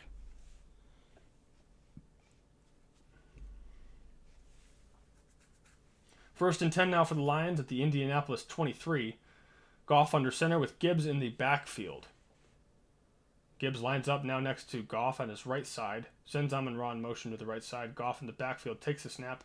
Quick throw to St. Brown, who gets a gain of about 8 on the play. It's going to bring up 2nd and 8. 2nd and 2.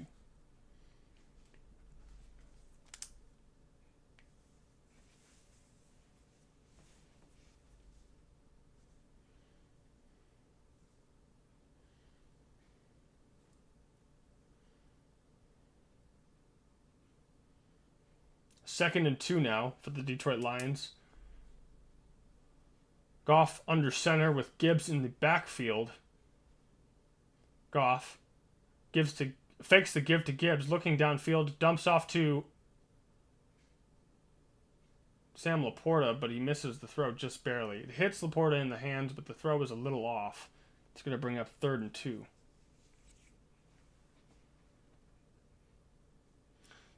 Throw was just behind Sam Laporta. Laporta was wide open. And he throws an absolute duck. And just gets behind him. Goff in the backfield alone on 3rd and 2. Apologies, Gibbs is to his right, but Goff looks to throw, steps up, pressure coming, stays on his feet, and dives for the 1st down, but I think he's short. They're going to mark him short. It'll be 4th and 1.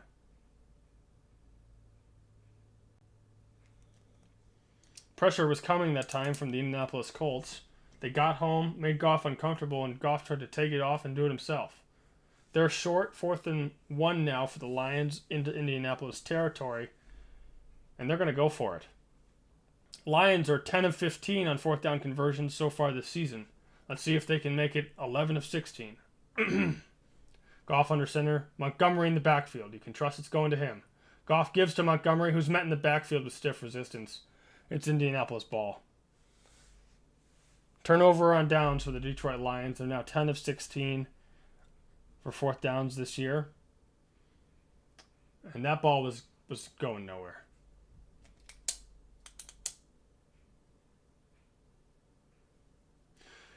Colts ball now. So the Lions are going to have to stop this Colts team as they were unable to get it done.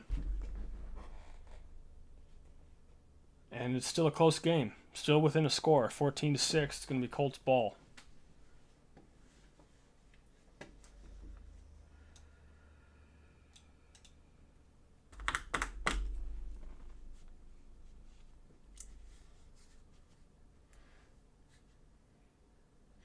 Well, as you can see during that drive, the run game was stopped. The Indianapolis Colts were stopping the run game. Began to become ineffective as we got into the red zone with the run game, and they were meeting us in the backfield. And Goff had a pretty open throw to Sam Laporta and an uncharacteristic miss throwing just behind him, and we were unable to get it done. But this drive is just another example of the importance of the run game for the Detroit Lions. The importance of being able to rely on your backs to get 3, 4, 5 yards a carry, and when they're unable to do so on any given drive, it makes the Detroit Lions vulnerable, because it forces us to use the pass game, and Goff, for whatever reason, has made some uncharacteristic misses.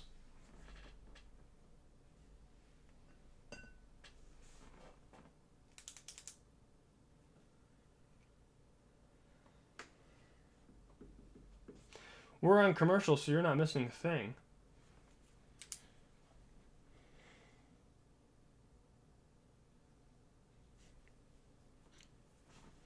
Thank you, everyone, for tuning in as long as you have today. I have 5 concurrent viewers and have been stable there for about an hour now. 78 views in total on the live stream today. I greatly appreciate everyone that's dipped in to see what's going on, and I appreciate your presence and participating in the chat. If you'd like, drop a comment or drop a comment in the chat and just tell me what you think the Detroit Lions need to do on offense to get back in the end zone, and give me your thoughts. I'd love to hear what you think. Richardson in the backfield, starting the drive in their own 16. Looks to throw. Has a man across the middle, and they're dragged down for a gain of about 7 on the play. That'll be 2nd and 3 for the Colts. Helmet on the field, and a flag has been thrown. The Zebras are congregating in the middle of the field. They're going to talk this one over. That helmet is Aleen McNeil's helmet.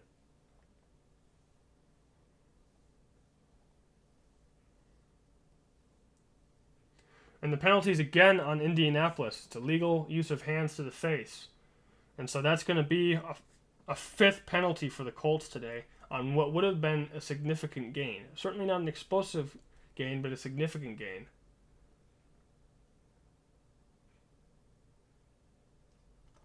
And so now this is going to bring 1st down and 18. 1st and long now for the Colts, backed up to their own 8-yard line. Richardson is in the backfield by himself.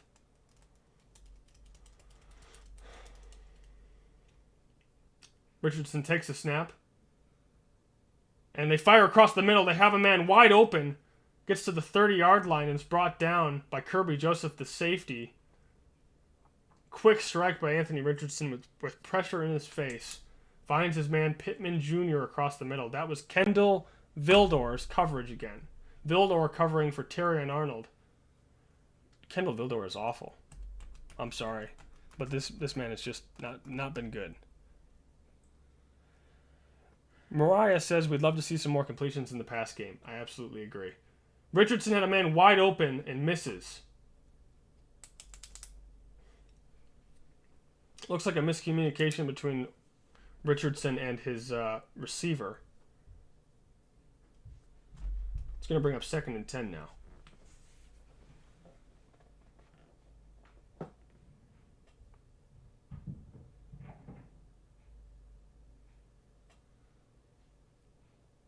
Kelly says, I was hoping you'd call the ref zebras.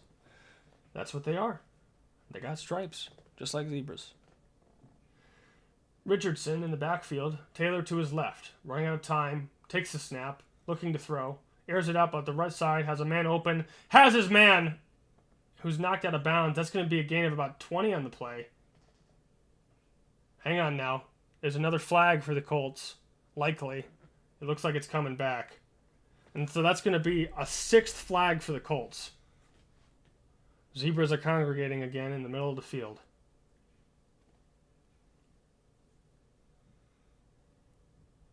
Pass interference on the offense. Replaying 2nd down now. And that's going to back up the Colts. These penalties are going to kill the Colts, man. And I'm fine with it. You know, if you want to play undisciplined football and you want to take away chunk yardage, please. It'll make it easier for the Lions. But, you know, it's just, you like to see clean football and teams win clean games. But, man, the Colts are shooting themselves in the foot. It seems like over and over and over and over again. 2nd and 20 now. Colts at the Lions 19. Oh, sorry, the Colts at their own 22. Richardson steps back, looks to throw. Pressure comes, and he airs it out. Able to get rid of it. It's going to bring up 3rd and 20. Richardson was going down, and he just hucks the ball up. Dangerous move if there had been a middle linebacker that stayed home. But Aleen McNeil got home. Didn't get the sack, did get the pressure, but Richardson, with his athleticism, was able to get the throw away. 3rd and 20 now for the Colts.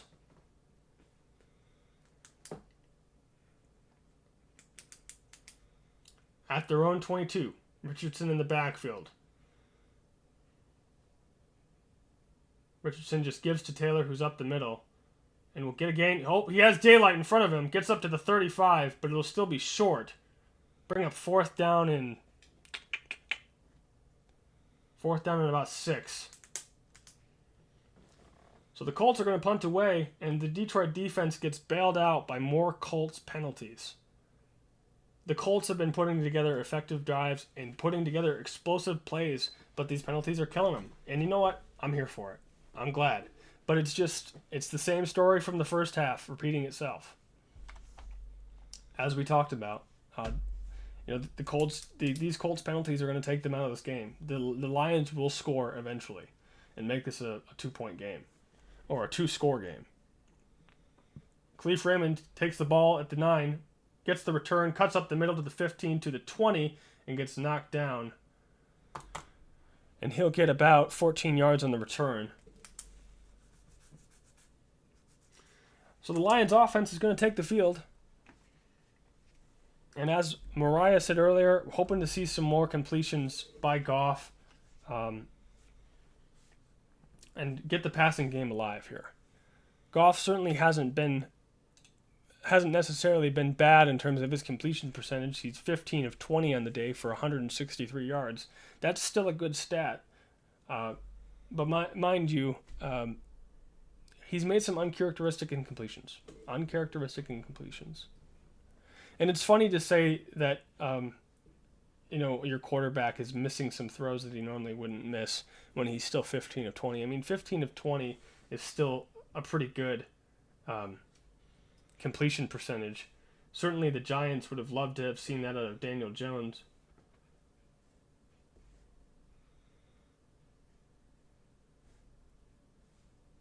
So Goff is still 75% in terms of his completion percentage, which we'll take. He isn't getting the yards necessarily, and so we'd love to see him ramp it up.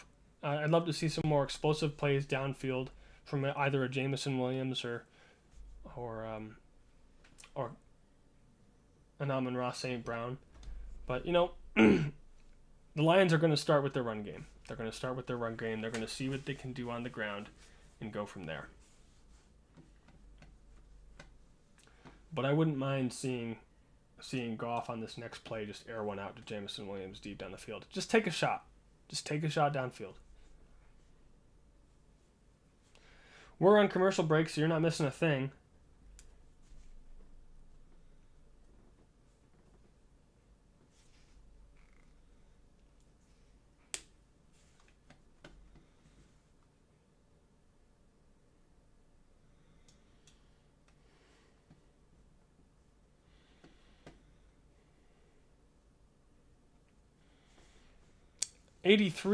views now for the channel. Or yeah, 83 views now on this live stream. I greatly appreciate everyone that's dipped in and liked the video, commented. It's a record number for this channel, and it's encouraging. And if people can enjoy football, enjoy commentary on football, enjoy some analysis without all of the crazy commercials and all that stuff. I try to provide as much analysis as I can within my scope of knowledge, without all the crazy commercials. And so if you like what you see, drop a like, and I greatly appreciate that. It helps me out.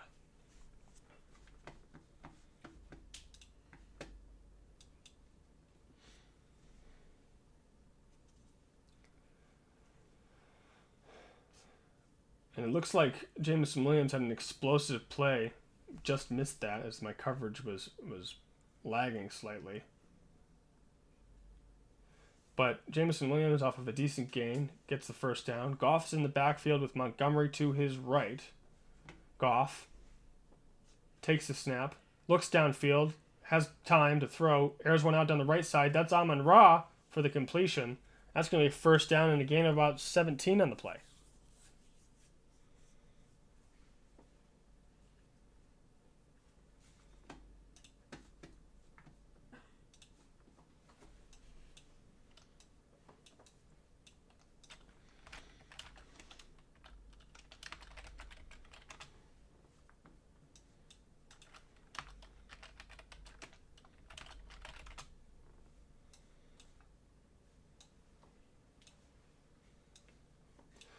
Goff under center now with Montgomery in the backfield. 1st and 10 at their own 47. Goff looks to throw, looking deep, but he gets sacked.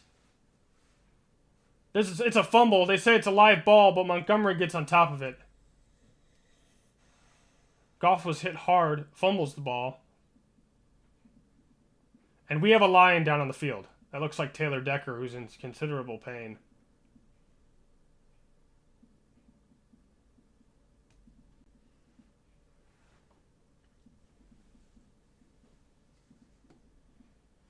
And it's Leatu Latu that got to Goff, and it's a fumble for sure. Lions managed to fall on top of it, though.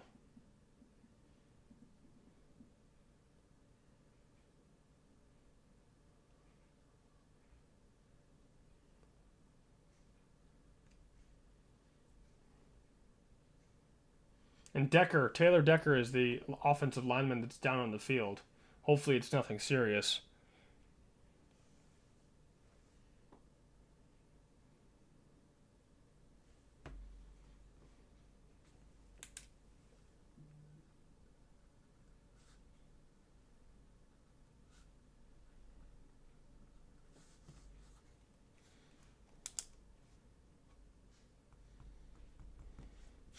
We're now going to check on scores from around the league.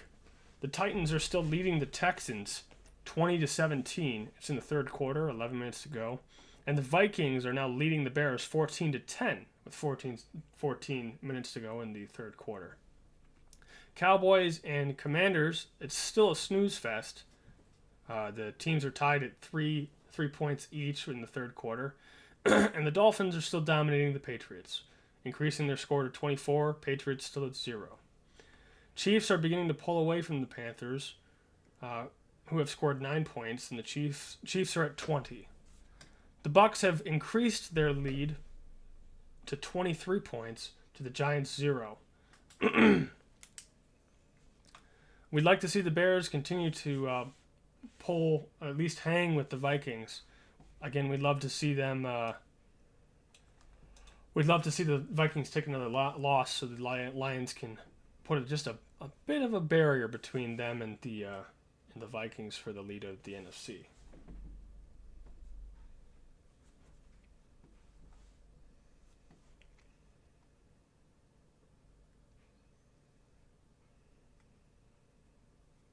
Still on commercial break. I'm trying to find out what I can about Taylor Decker.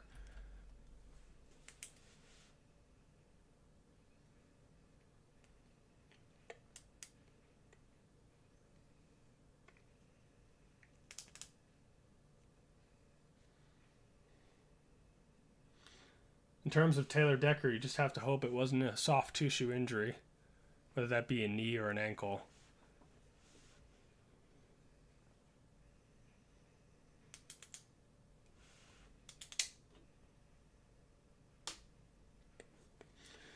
Offense is back on the field. I can't tell if Decker's in there.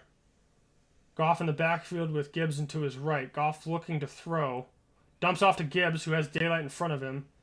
But the Colts defense swarms to Gibbs, and he's only going to get a gain of about 4 on the play, bring up 3rd and 9.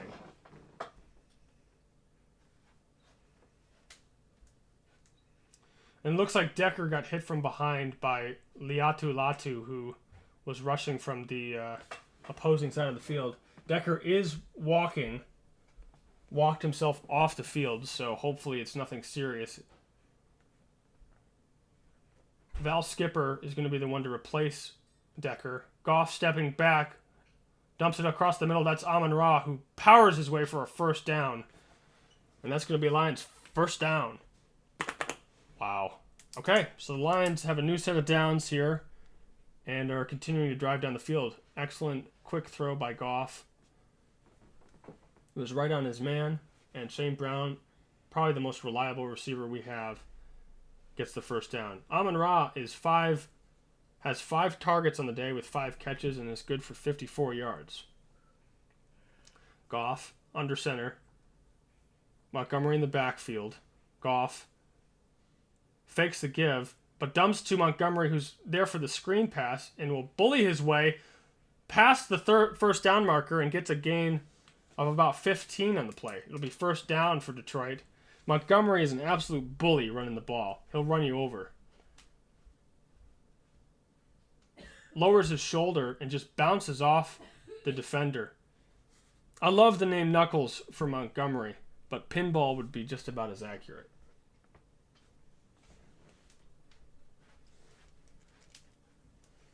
First and 10 now for the Lions, well into Indianapolis territory at the 25. Goff under center with Gibbs in the backfield. Goff takes the snap, gives to Gibbs, who has daylight up the middle. He's going to burst his way to the 10-yard line. That's a first down, Lions. Another Lions first down.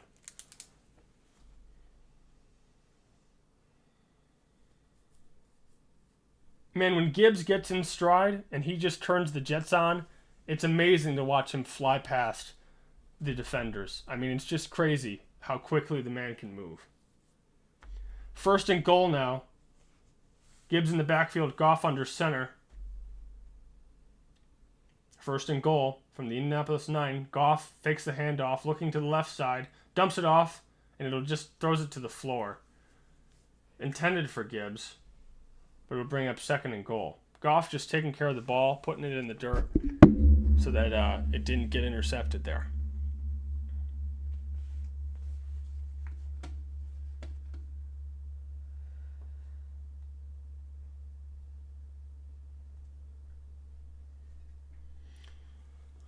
Second and goal now for the Lions on the Colts 9-yard line.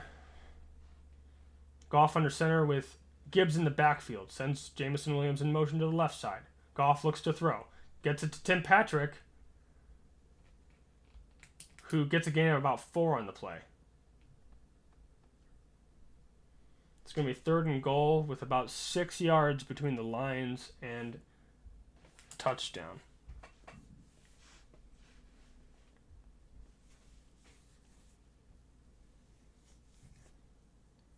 This is a big series. This is a huge series. We'd love to see the Lions pull away here if they can. Goff in the backfield, Gibbs to his left. Come on.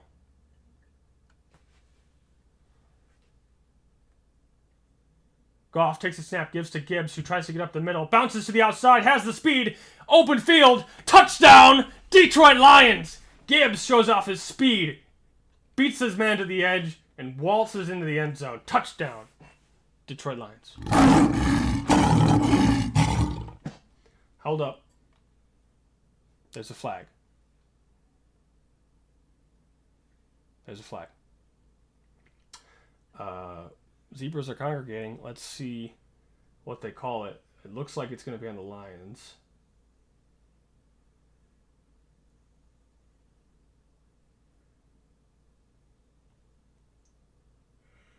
All right, so they just called Gibbs for taunting for some reason.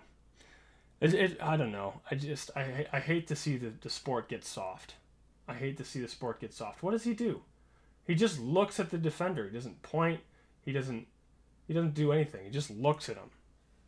He just looks at him. He doesn't point. He doesn't give him a middle finger. He doesn't pretend to shoot him with a gun. He just looks at him. And that's taunting? Whatever. That's soft. I'm not a huge fan of like the grotesque taunting that can happen across the sport, but if you can't stare a guy down, let's not pretend like this is something it isn't. I don't mean to get hung up on this, but the Lions are now up 21-6. It baffles me sometimes. I mean, I get the whole thing of being family friendly. I'd like that. I appreciate that. Keep that in the sport. But if you're gonna penalize the guy for staring the defender down, just looking at him, that seems a little ridiculous. But what are you gonna do? It just seems a little soft. Let me know what you think about that. If you guys saw the play, if you saw what Gibbs was penalized for, let me know what you think. I think it's a bit baloney, but that's just me. We're on commercial break, so you're not missing a thing. Kaylee says, sounds like a dumb call by the Zebras. In my opinion, it was. I mean, but maybe he said something. Maybe he did something that we didn't get to hear, and that's why they threw the flag. But visually, it looks like he just stares the guy down as he's waltzing into the end zone, and they throw the flag for that reason. Now, we don't get to hear what he said, so maybe he said something to him, but to me, that just seems a bit ridiculous. Come on, guys. It's not like he's flipping him off. Anyway, I digress. But Gibbs now has 2 touchdowns on the day. Gibbs is good for 54 yards with 12 carries and 2 touchdowns, which is fairly effective. Gibbs is good for about 4.5 yards a carry today, which is just under the team's average from the first half. Actually, hang on. It's just over, in fact, the team average, 4.4. Well, Lions increasing their lead to 21-6 is huge. Oh, I've had my scoreboard at halftime this whole time. You guys have to help me out here. I'm just kidding. We are not at halftime. We're in the third quarter. Mariah commented, honestly, I don't think I want to know what Gibbs actually said. I don't think it was particularly nice, but it still seemed like a poor call. I would agree. I mean, we can't hear the audio on the field. If we get a mic'd up episode and maybe we can hear what he said, maybe I can understand, but at this point it just didn't. It seemed unnecessary. It seemed like a soft penalty.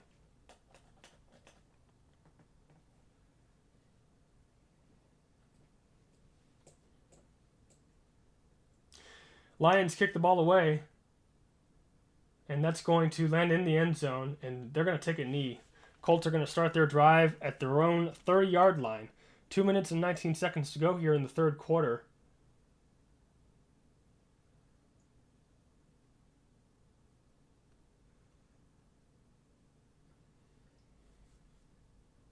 Something to keep an eye on. It seems that Montgomery took himself out of the game on the last drive and is being assessed for injury. We'll have to see if he makes a return. Richardson in the backfield now, back to his right side. That's Taylor. Richardson takes a snap and takes off up the left side by himself. He'll get a gain of about 5. But hang on, he bounces off a man, showing his strength and toughness. He pinballs off the Detroit Lions defender and gets a gain of about 15 on the play. He took on Brian Branch, lowered his head, and got a gain of 17 yards on the play. Rodriguez was the one that knocked him out of bounds. You got to be a brave man to lower your head to Brian Branch. Brian Branch is not afraid to to hit you in the mouth and hit you hard. That's a big league move right there. Richardson now in the backfield. Richardson under center with Taylor in the backfield. 1st and 10 at the Colts 46. Richardson gives the ball to Taylor, who tries to toss it back to Richardson. Throws across the middle, and it's just all kinds of a messed up play.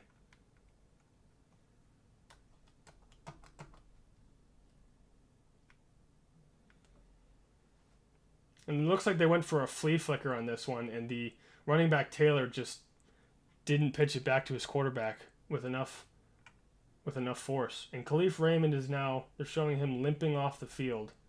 And Montgomery is also going to the locker room. So Montgomery, shoulder pads off, is going to the locker room. Richardson in the backfield, Taylor to his backside. Hikes the ball pretty much at the 0. Looks to throw and just throws it away with the blitz coming. Well, the Lions have had quite a few injuries on the defensive side of the ball, and we now have Khalif Raymond and David Montgomery walking off the field going to the locker room, no pads on. So we can suspect that neither of them will return for the rest of the game. The Lions have now accrued 3 different offensive injuries in the last drive. Taylor Decker, Khalif Raymond, and David Montgomery. Taylor Decker is the only one with pads still on the sideline.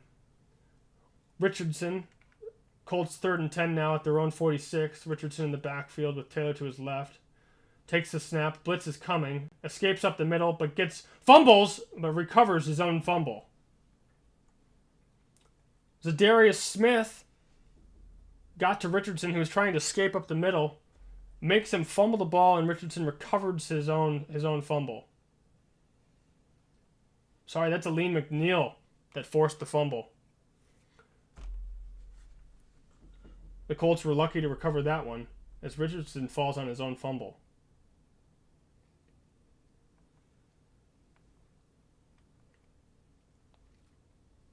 It's 4th and 8, but the Colts are going to go for it. Richardson in the backfield with Taylor to his right. Takes the snap, looking deep, but the rush is coming. Flag is thrown. This is going to be holding, so whatever happens doesn't matter. It's a good completion up the field. It's going to be up to the 30-yard line, but that's coming back. That is coming back, and Richardson knows it. Richardson knows it. You can see it on his face. Holding on the offense. Holding on the offense, backs it up 5 yards, and we're gonna replay 4th down. Colts not feeling as brave as it's now 4th and long. They're going to send out the punting unit. And yet again, the Colts shoot themselves in the foot. And what would have been a huge completion for huge yardage, another penalty brings it back. And that's now their 7th penalty on the day.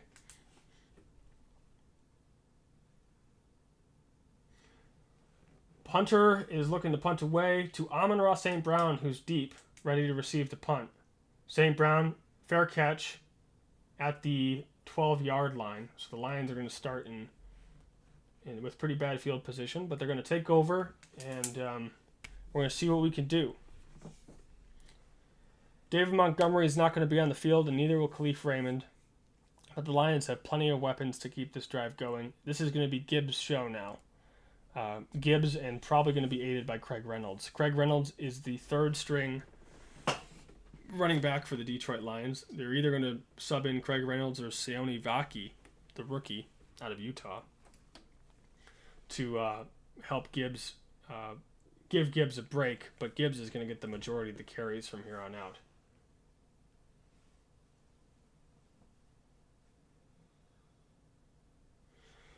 Goff in the backfield, Gibbs to his right, starting their drive at their own 12. Goff takes the snap, gives to Gibbs, who's up the middle, but met at the line of scrimmage and will get maybe a yard. And the clock is going to click on down, and the quarter comes to an end. We're now in the 4th quarter with the Detroit Lions leading 21-6. This half so far has been defined sort of similarly to the first half, with the Colts just consistently shooting themselves in the foot. I mean, they've had explosive plays, big plays downfield, but every time it seemingly happens, their offensive lineman has two hands firmly planted on the jersey of the Detroit Lions pass rush, and the holding call gets thrown. So what are you going to do? What are you going to do?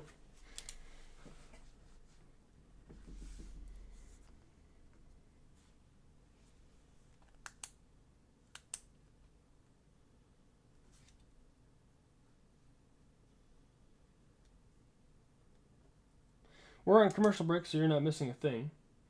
We just reached the end of the third quarter. And so let's check on scores from around the league. The Titans are still leading the Texans 20-17. The Vikings are still leading the Bears 14-10. The Cowboys and Commanders are still snooze fest 3-3. And the Dolphins are still beating the Patriots 24-0. Chiefs have extended their lead over the Panthers 20-9. And the Buccaneers are kicking the crap out of the Giants 23-0.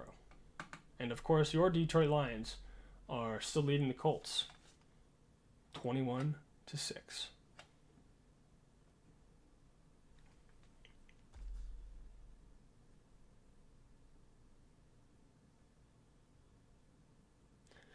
Mariah leaves a comment. Seems like it's only half a Lions having a great defense game. The other half is the Colts are great at screwing themselves. This is a fair assessment, Mariah. The defense is giving up big plays. No question about it. I mean, having your starting cornerback, Terrion Arnold was our number 1 draft pick out of Alabama this year. He's normally the starting cornerback. And so we have Kendall Vildor, the backup cornerback, filling in for Terrion Arnold. And Vildor, in my opinion, is not good. And you're going to see the majority of the big plays that the Colts are having is going to be the offensive wide receiver that Kendall Vildor is supposed to be accountable for. And so the defense is playing fine, but we have a very critical weakness on the outside with Kendall Vildor. And so the Lions are playing good defense and playing good enough to at least stop this team. But the Colts are, like you said, they're screwing themselves. Goff, looking to throw, dumps it off to Sam Laporta, who's underneath and has daylight in front of him, gets the first down, and is brought down at the 27-yard line. And that's going to be their own 27-yard line, so they get out of trouble and begin to push down the field.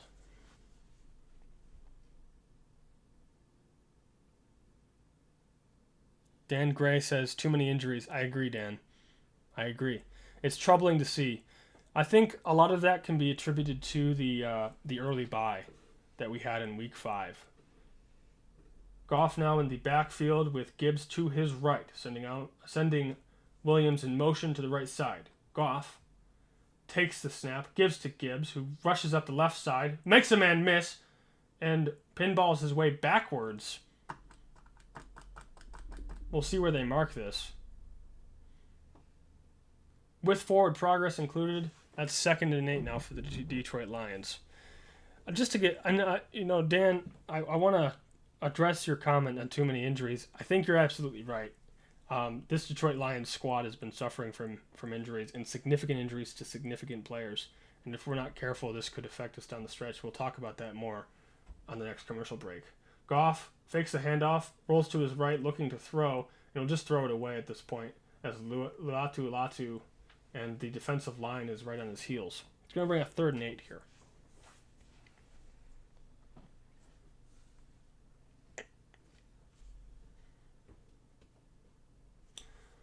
Third and 8 for the Detroit Lions offense.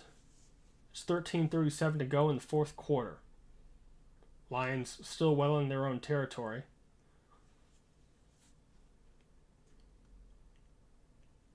Goff in the backfield with Gibbs to his right.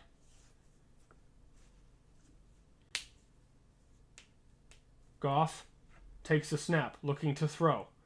Throws across the middle, and that's just behind Jameson Williams. It'll be incomplete.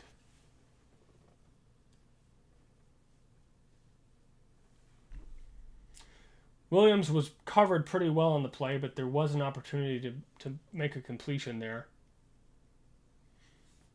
And so it's 4th and 8 now for the Lions. They're going to elect to punt it away.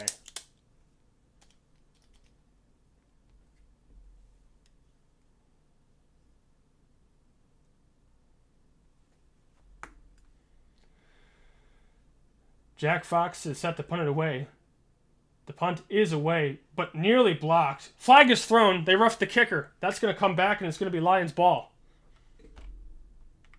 Whatever happens here, it doesn't really matter. Roughing the kicker has been called, and the Lions will get a fresh set of downs.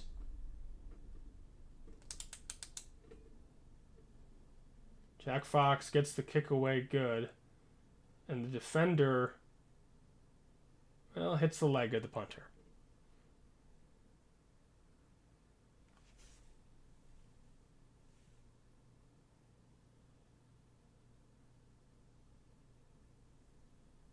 And it's not roughing the kicker, it's running into the kicker.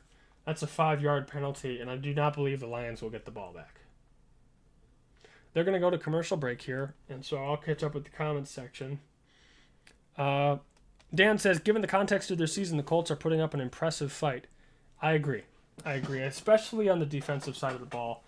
To be able to hold this explosive Lions unit to the yardage that they have so far today is impressive, certainly, and that's my opinion on the matter. And the offense for the Colts has also had its moments, some flash pan moments, and we've talked about for most of the coverage today.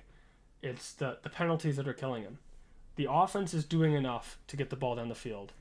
And when they have big gains, ill-timed penalties are taking away yard chunk plays, or large chunk plays. And that's not a way to win a football game. And the Colts have had 7 penalties now on large plays brought back, and it's putting them in adverse situations. And so Colts absolutely are having an impressive showing today. The offense is just shooting itself in the foot, as Mariah mentioned earlier. It's just shooting itself in the foot.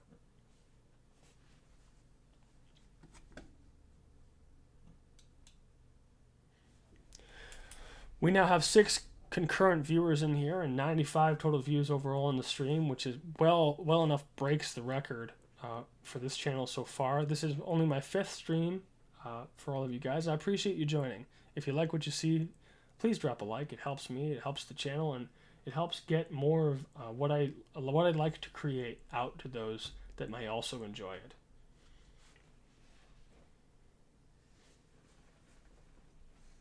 We're still on commercial break, so you're not missing a thing.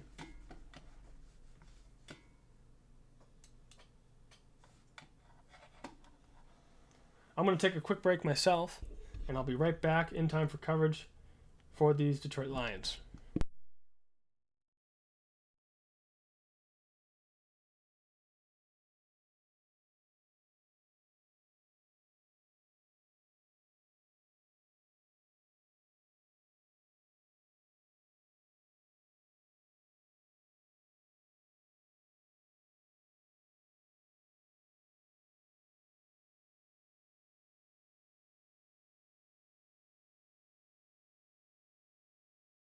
Short break, but we're back. Colts have drawn another penalty. That's a false start on the offensive line. So we keep talking about this undisciplined offense. The offensive line alone has accounted for 5 to 6 penalties so far today, and it's just been sloppy. So the Colts are now, after that false start penalty, are going to be lined up on their own 10-yard line, 1st and 15 for the Colts. Richardson looks to throw, airs it out down the left side of the field, has a man open. That's Vildor, again on the coverage.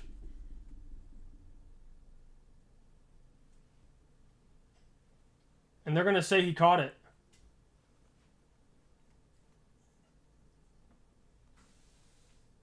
Oh, hang on now.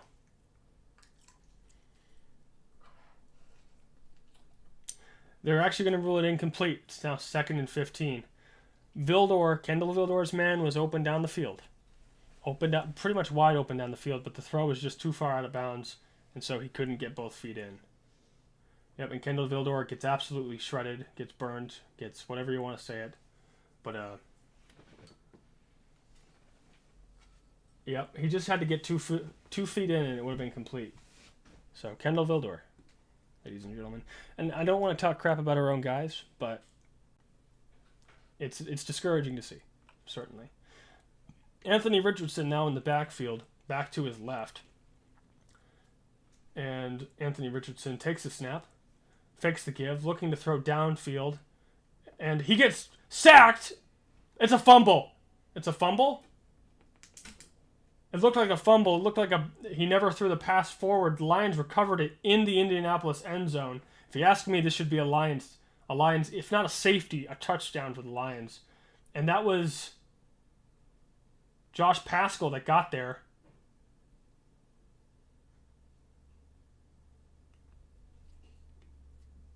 And so they're ruling on the field that it's an incomplete pass. And it was actually Onwuzurike that got home on the sack there, or at least on the pressure. And while wrapped in the arms of Onwuzurike, Richardson's, I guess they're ruling that he threw the ball forward. I thought that was a sack fumble for sure. But they get away with one here. Richardson in the backfield, back to his right. 3rd and 15 now for the Colts. Richardson looks to throw, of course. And fires one across the middle. It's not intercepted, but it's close. Dropped by Carlton Davis, who is just extraordinarily close to picking this off.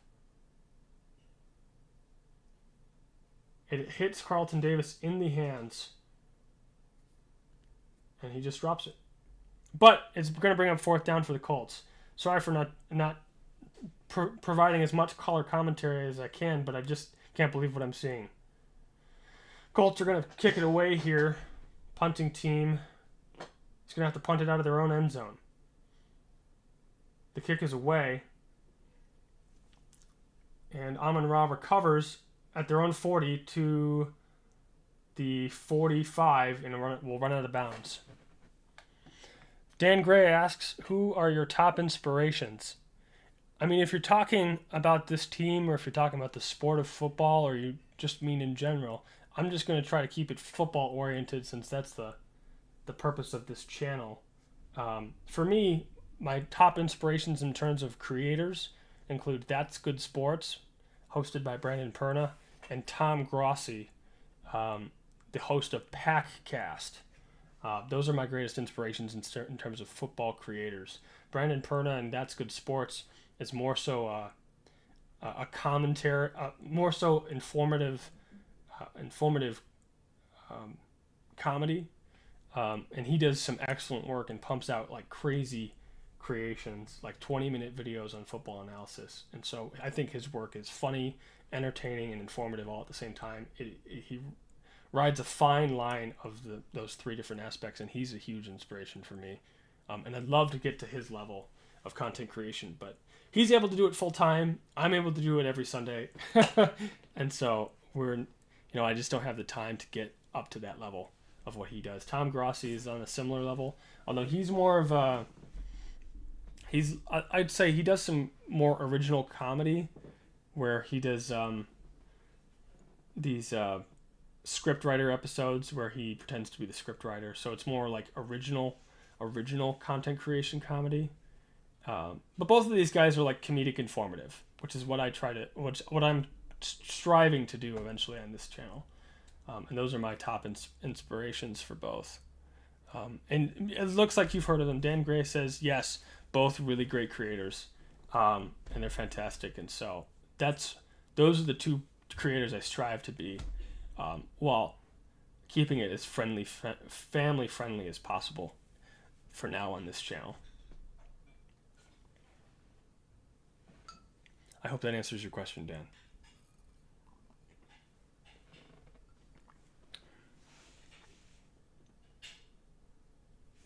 We're still on commercial break, so you're not missing a thing.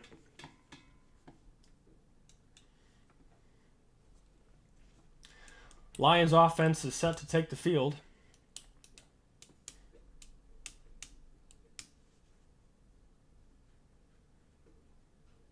And Gibbs is still the running back in the backfield. Goff is under center. Gibbs in the backfield.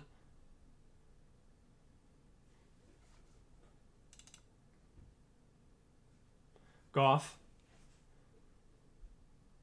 Adjust the play. calls out kill. Goff takes a snap, fakes the give, and tries to dump off to Gibbs, who gets hammered by the defensive back. And that's going to be a loss of probably 4 on the play. Goff had to get rid of it quickly as Luatu was coming off the edge fast. And tried to dump it off to Gibbs, who ended up getting tackled for a loss. And it looks like Montgomery is back in pads and back on the sideline, so we might see him yet again return to this football game. So it's good to see that David Montgomery is back from the locker room, back from injury assessment, and he's back on the sideline in pads. Goff takes the snap and gives to Montgomery, who's up the middle, and will get a gain of about 6 on the play, but no more. It'll make it 3rd and long still.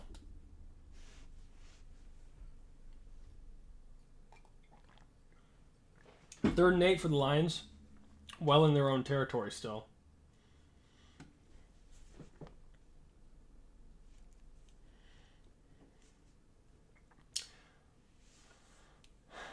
Time sync, for those that want to watch along with me, it's 11:47, 11:46, 11:45, 11:44, 11:43. Gibbs in the backfield with Goff under center. Goff in the backfield, Gibbs to his left. Goff takes the snap on 3rd and 8. Looks to throw, scans the field. Pressure coming, rolls out to his right. Throws toward the sideline and just looks to get rid of it. Goff taking care of the ball there. Didn't see anything open. Seemingly the secondary for the Colts is playing extremely well. And a quick game update, the Vikings have extended their lead over the Bears, and it looks like it's now 24-10 with 1 minute to go in the 3rd quarter. So my hopes of watching the Vikings lose to the Bears today is slowly dying. It's a bit dramatic, but it's not. It doesn't look like it's going to happen. Jack Fox with the punt. Punt is away. The punt is deep. Calling it the fair catch. The Colts are going to return that to the 12-yard line, and the Colts are going to set up shop in their own territory and look to score here. If you're an Indianapolis Colts fan, at this point, it's do or die. And so this next drive, as the last 2 have gone, this next drive is going to rest or ride or die on Anthony Richardson's arm and his legs, his ability to create whatever they can on the offensive side. And so, just to quickly address the injury issue, looks like David Montgomery is back from the locker room. I don't have any clarity from what I've seen on Twitter as to what they were looking at him for, but when I can, or when I hear something or see something, I will let you know. And it looks like Taylor Decker, who's still in pads, looks like he's returned.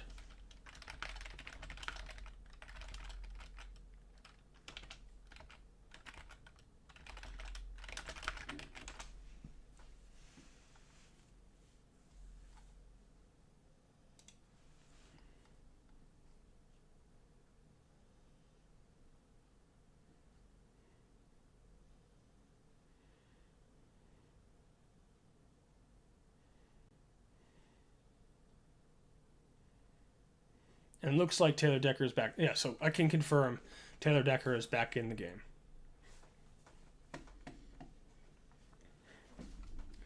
And so now at this point, our only concern for the injuries that have happened today is Khalif Raymond. If I hear any updates or see any updates on Twitter or anywhere else, I'll let you know what I know.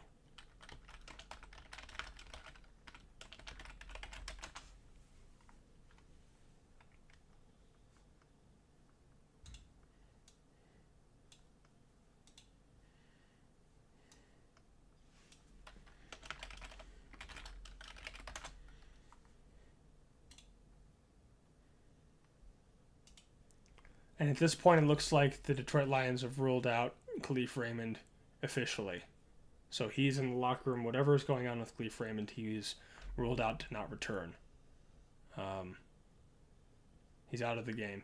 It looks like something's wrong. Something's either wrong with either his foot or his ankle. He was injured on one of his punt returns earlier in the game. And we're back from commercial break. The Colts are going to look to take over on offense at their own 14-yard line. It's 1st and 10. Richardson in the backfield. Tosses to the wide receiver for the end around. And he's going to get a gain of about 6 on the play. as Rodriguez swarms to the ball, and number one for the Colts is shaken up. He's lying on the ground. And so it looks like we're going to go to commercial break for an injury timeout here again.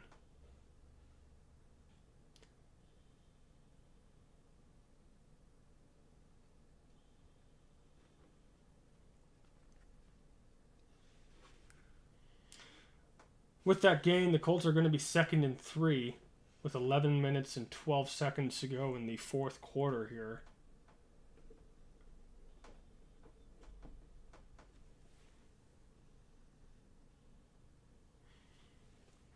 And the medical staff are going to take their time. They're going to go to injury timeout here.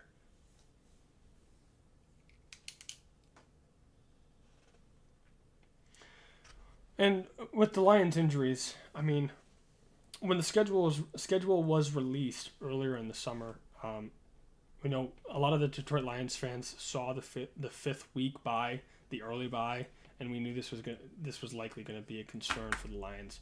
They're not going to get a lot of opportunity to rest down the stretch here, which is why finishing strong and potentially obtaining the first seed in the NFC and getting a bye would be huge for this team. So if you don't know, if you have more wins and less losses than anyone else in the National Football Conference, or the NFC rather, then if you get the first seed, you then get a bye in the first round of the playoffs. I think that would be absolutely huge to just give this team somewhere in their schedule a week to recover, because and this Detroit Lions team, just speaking of recovery, they're going to have a quick turnaround as they play the Bears on Thursday. So they're going to have 4 days after this game to get back to Detroit and plan for the next game and try to recover what they can. It's going to be a quick turnaround. And so I will not be surprised if next week the Bears play a sneaky close game with the Detroit Lions, as this team is going to be tired, they're going to be beat up, and they're not probably going to be they're not all going to be firing on all cylinders with the short turnaround. 10 minutes and 32 seconds to go left in this ball game. Richardson's in the backfield with Taylor to his left. They're on their own 19-yard line. Richardson looking to throw. Will try to escape the pocket as pressure comes, but he airs it out down the field on the right side. It's just incomplete. And now Carlton Davis is down. Carlton Davis is down and injured on in the backside. He's gripping his knee or his hamstring. That's another penalty on the Colts. Intentional grounding on Anthony Richardson. It's going to turn this.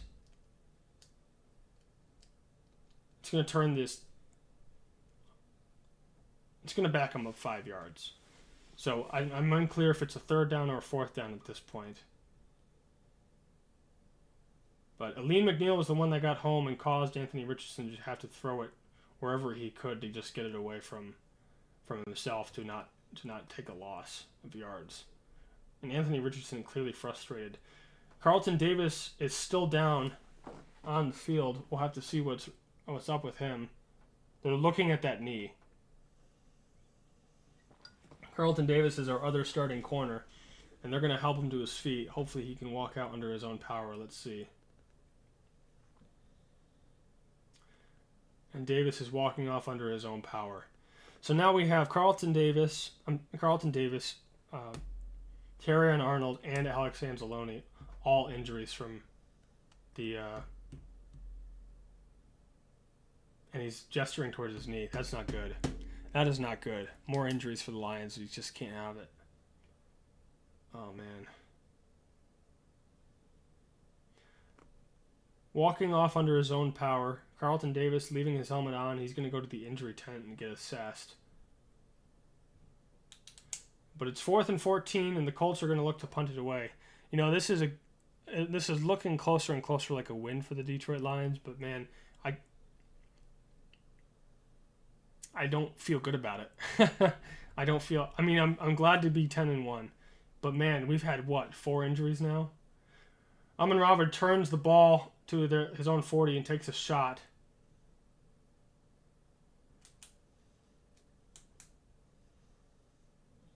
So, I'm feeling similarly to how the Lions beat the Cowboys earlier this season when Aiden Hutchinson went down. I was so happy to watch the Lions kick the crap out of the Cowboys. But when Hutchinson got hurt, it just took the air out of, or the wind out of my sails. I was just like, great to get the win, but to lose all these players, man, it sucks. The penalty that was thrown on the kickoff was on the Colts. And so they're going to add some yardage to the end of the play for the Lions. I mean, I don't know. I really need to get a penalty counter going here, but the Colts have just been penalized to heck and back.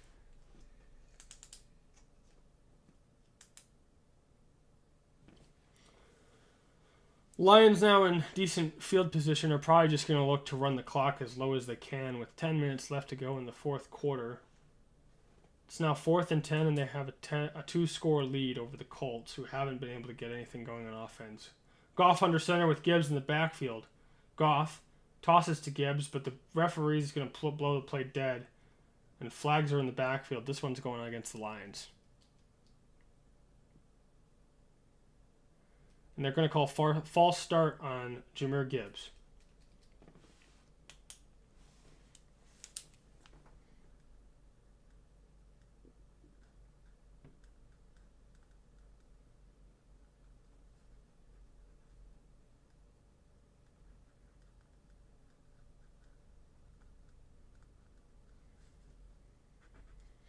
Goff under center now with Gibbs in the backfield.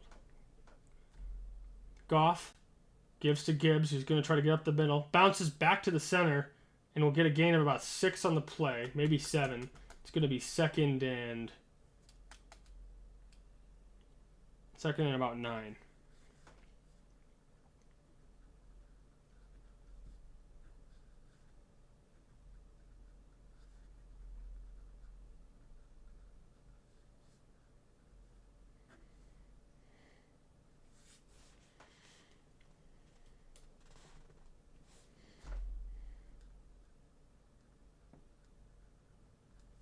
Goff in the backfield with Gibbs to his right. Goff takes the snap, looks to throw downfield. Quick throw to Amon-Ra on the right side, and he's going to get a gain of about 7 before the play is blown dead.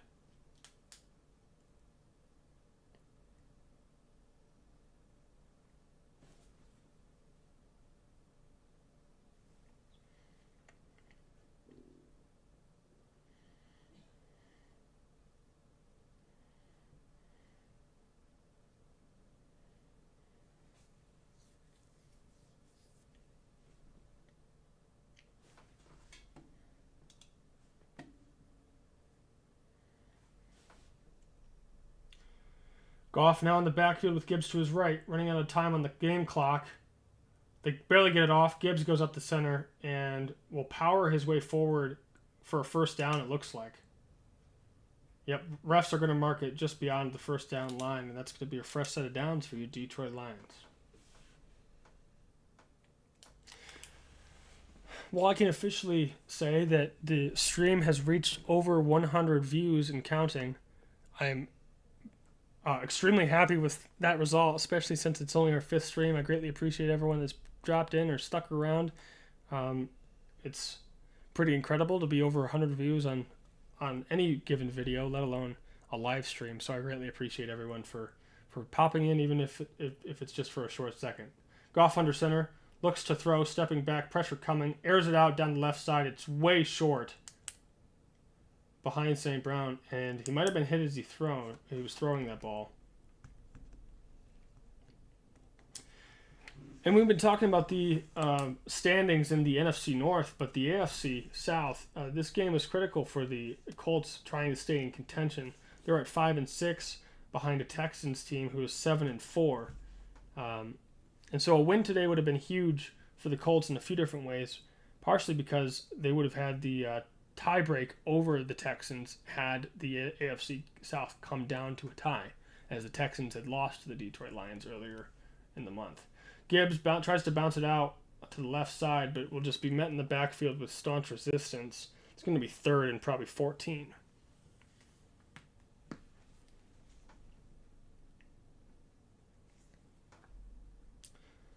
But if the game were to end right now, the Colts would fall to 5-7, and the Texans at this point look like they're going to win against the Titans, leading that game 27-23. And so the Texans will pull away to 8-4, and that'll mean that the Colts will likely have to win out the rest of the season if they wish to contend for the AFC South. 3rd and 14 now for the Lions. This Colts defense has been impressive at shutting down a normally extraordinarily dynamic offense.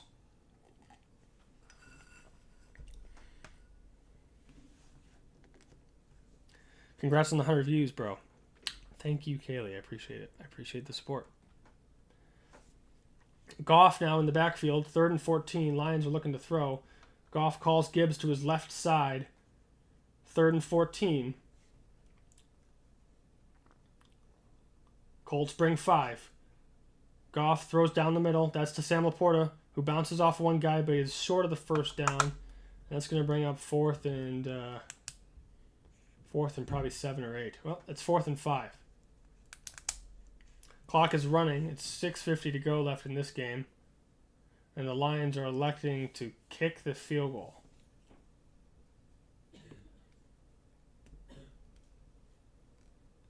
And Jake Bates has an incredible story. We can talk about it in the next commercial break. But learning and hearing about Jake Bates' story was just absolutely inspirational. So we'll talk about that more at the next commercial break. 56-yard attempt for Bates. The kick is up, and it is good. From 56 yards, Jake Bates puts it away, and that'll increase the score for the Detroit Lions 24-6. And that might as well put the nail in the coffin of the Colts' hopes to win this game, unless they can do something miraculous in the next 6 minutes of this football game.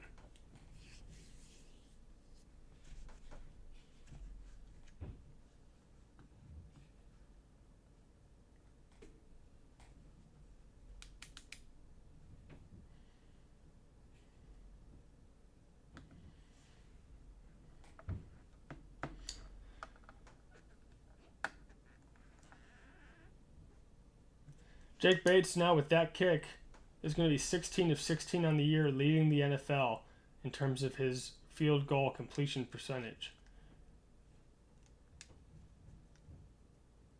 So what an incredible story. And just to talk about this as we go to commercial break, Jake Bates never kicked a field goal while he was in college.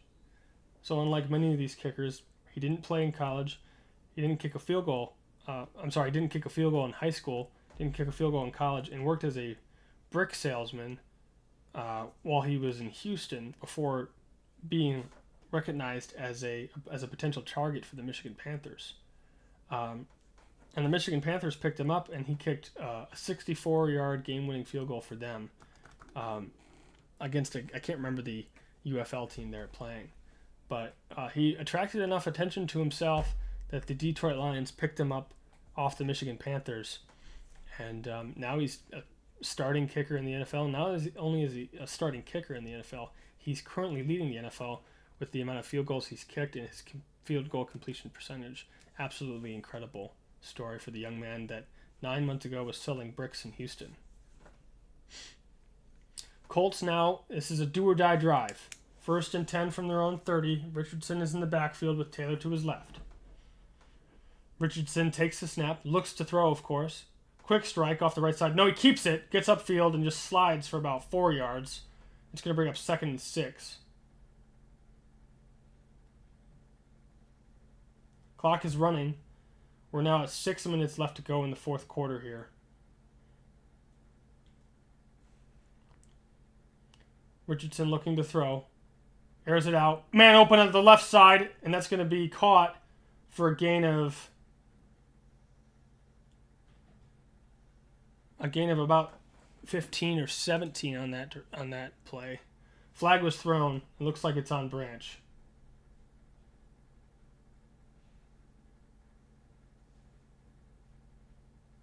And Brian Branch does lower the helmet here, but let's see.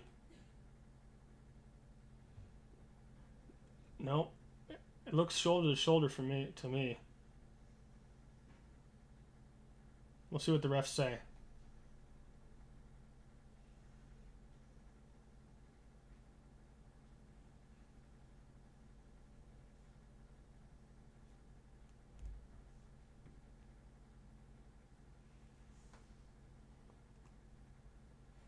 So use of the helmet, they're calling unnecessary roughness. It's going to be 15 yards for the Colts. It'll be a first down.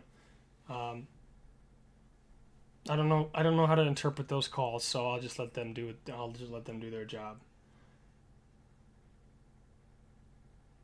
Fair enough. He is leading with the helmet there. So, but you know, as a coach, you're never going to coach your player to ease up.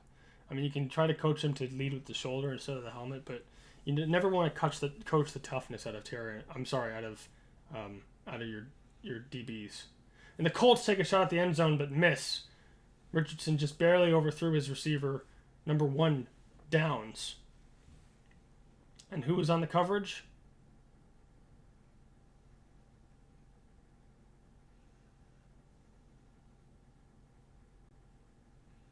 And it's Khalil Dorsey on the coverage, number 30, another backup corner. 2nd and 10 now. Lions have 2 different backup corners in, Khalil Dorsey and Kendall Vildor. Richardson looking to throw, 2nd and 10.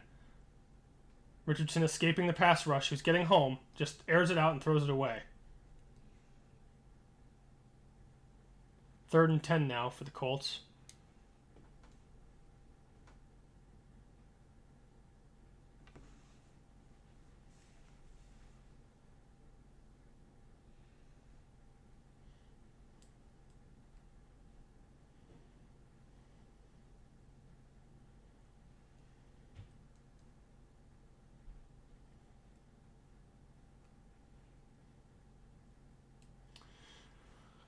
Anthony Richardson now in the backfield. Sends a man in motion to his right. Keeps it himself, tries to get up the field, but will only get a gain of about 4 or 5 in the play. The Detroit Lions had a spy on the quarterback, and Jack Campbell made the tackle. It's 4th and 6 now.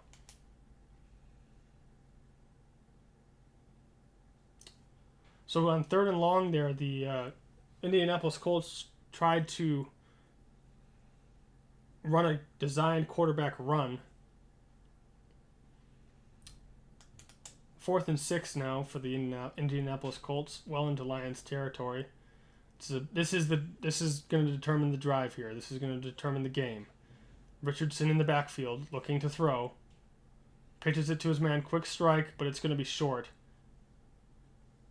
And that's a Meek Robertson on the tackle. And it's going to be a turnover on downs. Lions are going to take over with 4 minutes and 42 seconds left to go in this ball game. And this ball game, ladies and gentlemen, is pretty much all but done. You know, you have to be impressed with the way the Indianapolis Colts defense has played today for as long as they've been on the field. You have to be happy if you're a Colts fan with the defense holding this Detroit Lions team to 24 points. That's huge. The Jags weren't able to do it, and certainly not the Titans and some of our other opponents. This team isn't getting blown out. And so, I mean, it depends on what you call blown out. 24 to 6 is still a pretty big score. Goff under center, gives to Gibbs, who's going to try to take it up the center. And will get pushed forward for maybe 2 or 3 yards, but no more.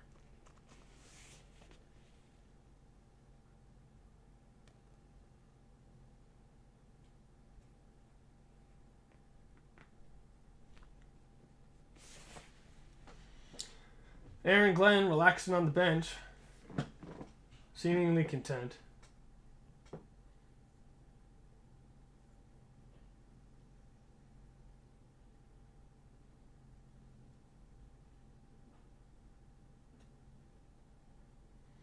Goff under center now with Gibbs in the backfield. They're probably going to run it to run out the clock.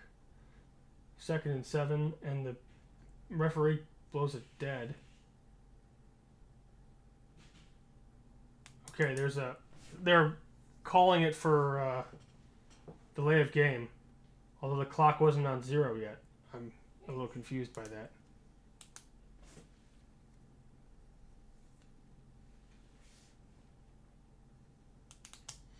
Second and 12 now for the Detroit Lions. Still well in their own territory. At their own 21, Goff takes a snap. Fakes the give to Gibbs. Looking downfield, throws. And that's going to be Jamison Williams on the completion. Makes the catch, and that's good for a first down.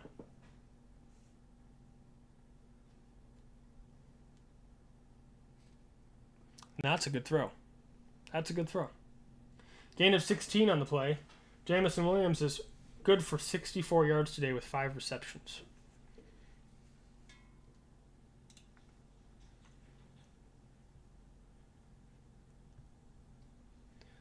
The passing game has really picked up. And the passing game has been more than efficient today. And you got to be happy with what you've seen. Goff under center with Gibbs in the backfield. Goff gives it to Gibbs, who cuts up the middle, and it's good for a first down and more. He'll get a gain of about 14 on the play.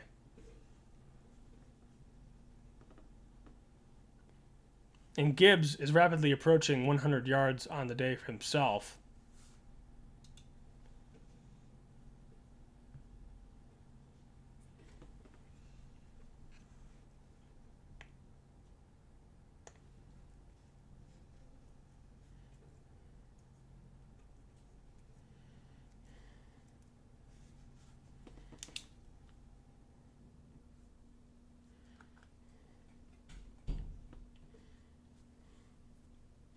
Play clock winding down. Goff takes the snap, gives to Gibbs, who runs up the middle, and will power his way for about 5 yards, despite being met with strict contest at the line of scrimmage.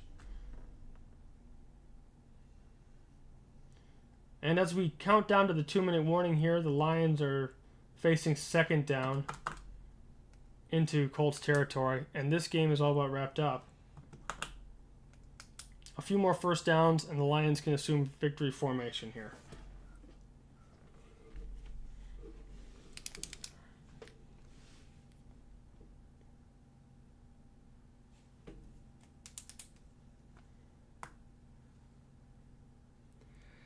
Well, it's nice to get another win, but like I said earlier, I feel a bit of a pit in my stomach because of the injuries, just the sheer amount of injuries to our quality players. I haven't heard anything more on Carlton Davis, and I don't think I will. But that one is scary. It looks like he was gesturing towards his knee, which is I hate to see. And a big reason for that is because these soft tissue injuries are just so difficult to bounce back from. It takes a lot of time.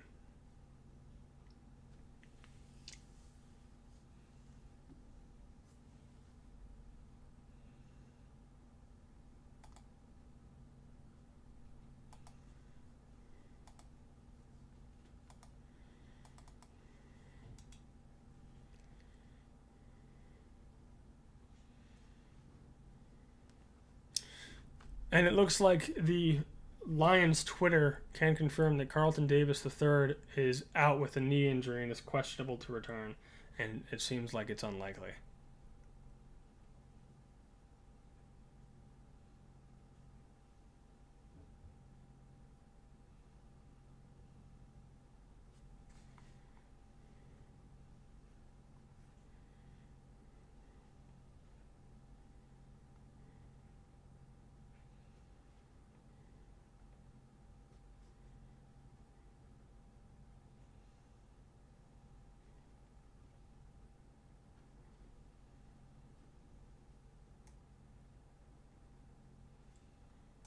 Oh boy.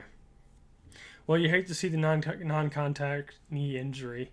To me, that indicates a significant soft tissue injury.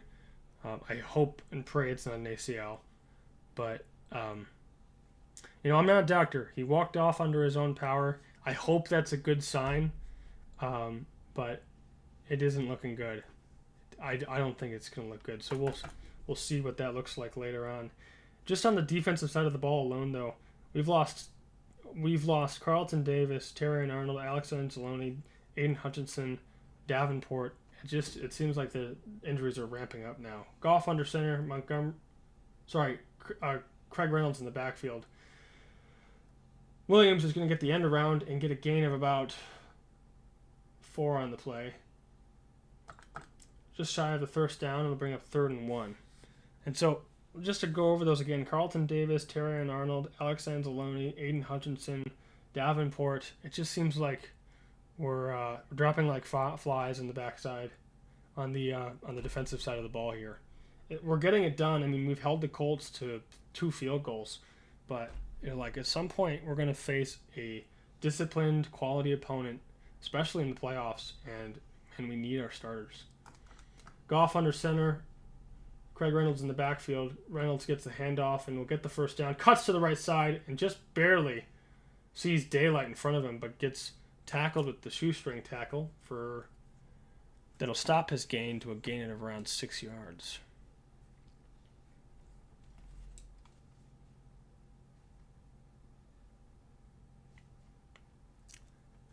Fantastic.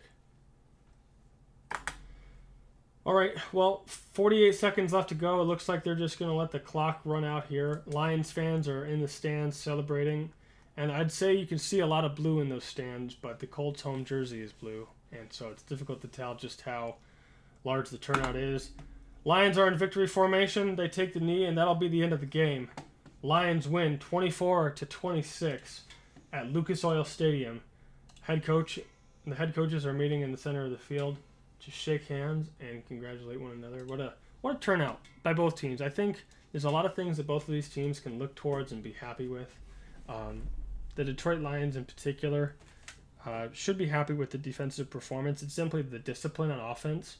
You didn't see a ton of penalties from the Lions today and no turnovers, which honestly, when it comes to the mid-season gritty football that we're witnessing, it's going to come down to discipline more often than not. I mean, we saw how big a deal it was for the Colts. They killed so many of their drives today simply because of undisciplined football.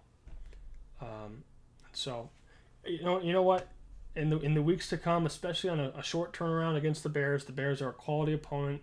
I do not underestimate the Bears. They have talented receivers. They have a talented quarterback in Caleb Williams.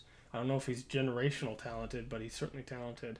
And so, let's just keep seeing disciplined football, and hopefully David Montgomery can get back to full strength and we can have our dynamic duo in the backfield, which can get us through the mid-season grind of these games. And so, happy overall with what I've seen. Thank you, everybody, for tuning in. Whether friends or family or stranger to me, I appreciate everyone that decided to drop in and watch the live stream. And so I hope you enjoyed yourself. You learned something along the way. And I hope to see some of you again. Kaylee says, it was a win, but hoping it's not too costly. I hope they can find a way to rest up and keep playing well. I agree. It's going to come down to disciplined football for this football team. So thank you, everyone, for participating and watching along with me. I hope you have a wonderful Sunday, and we'll see you in another live stream. Take care.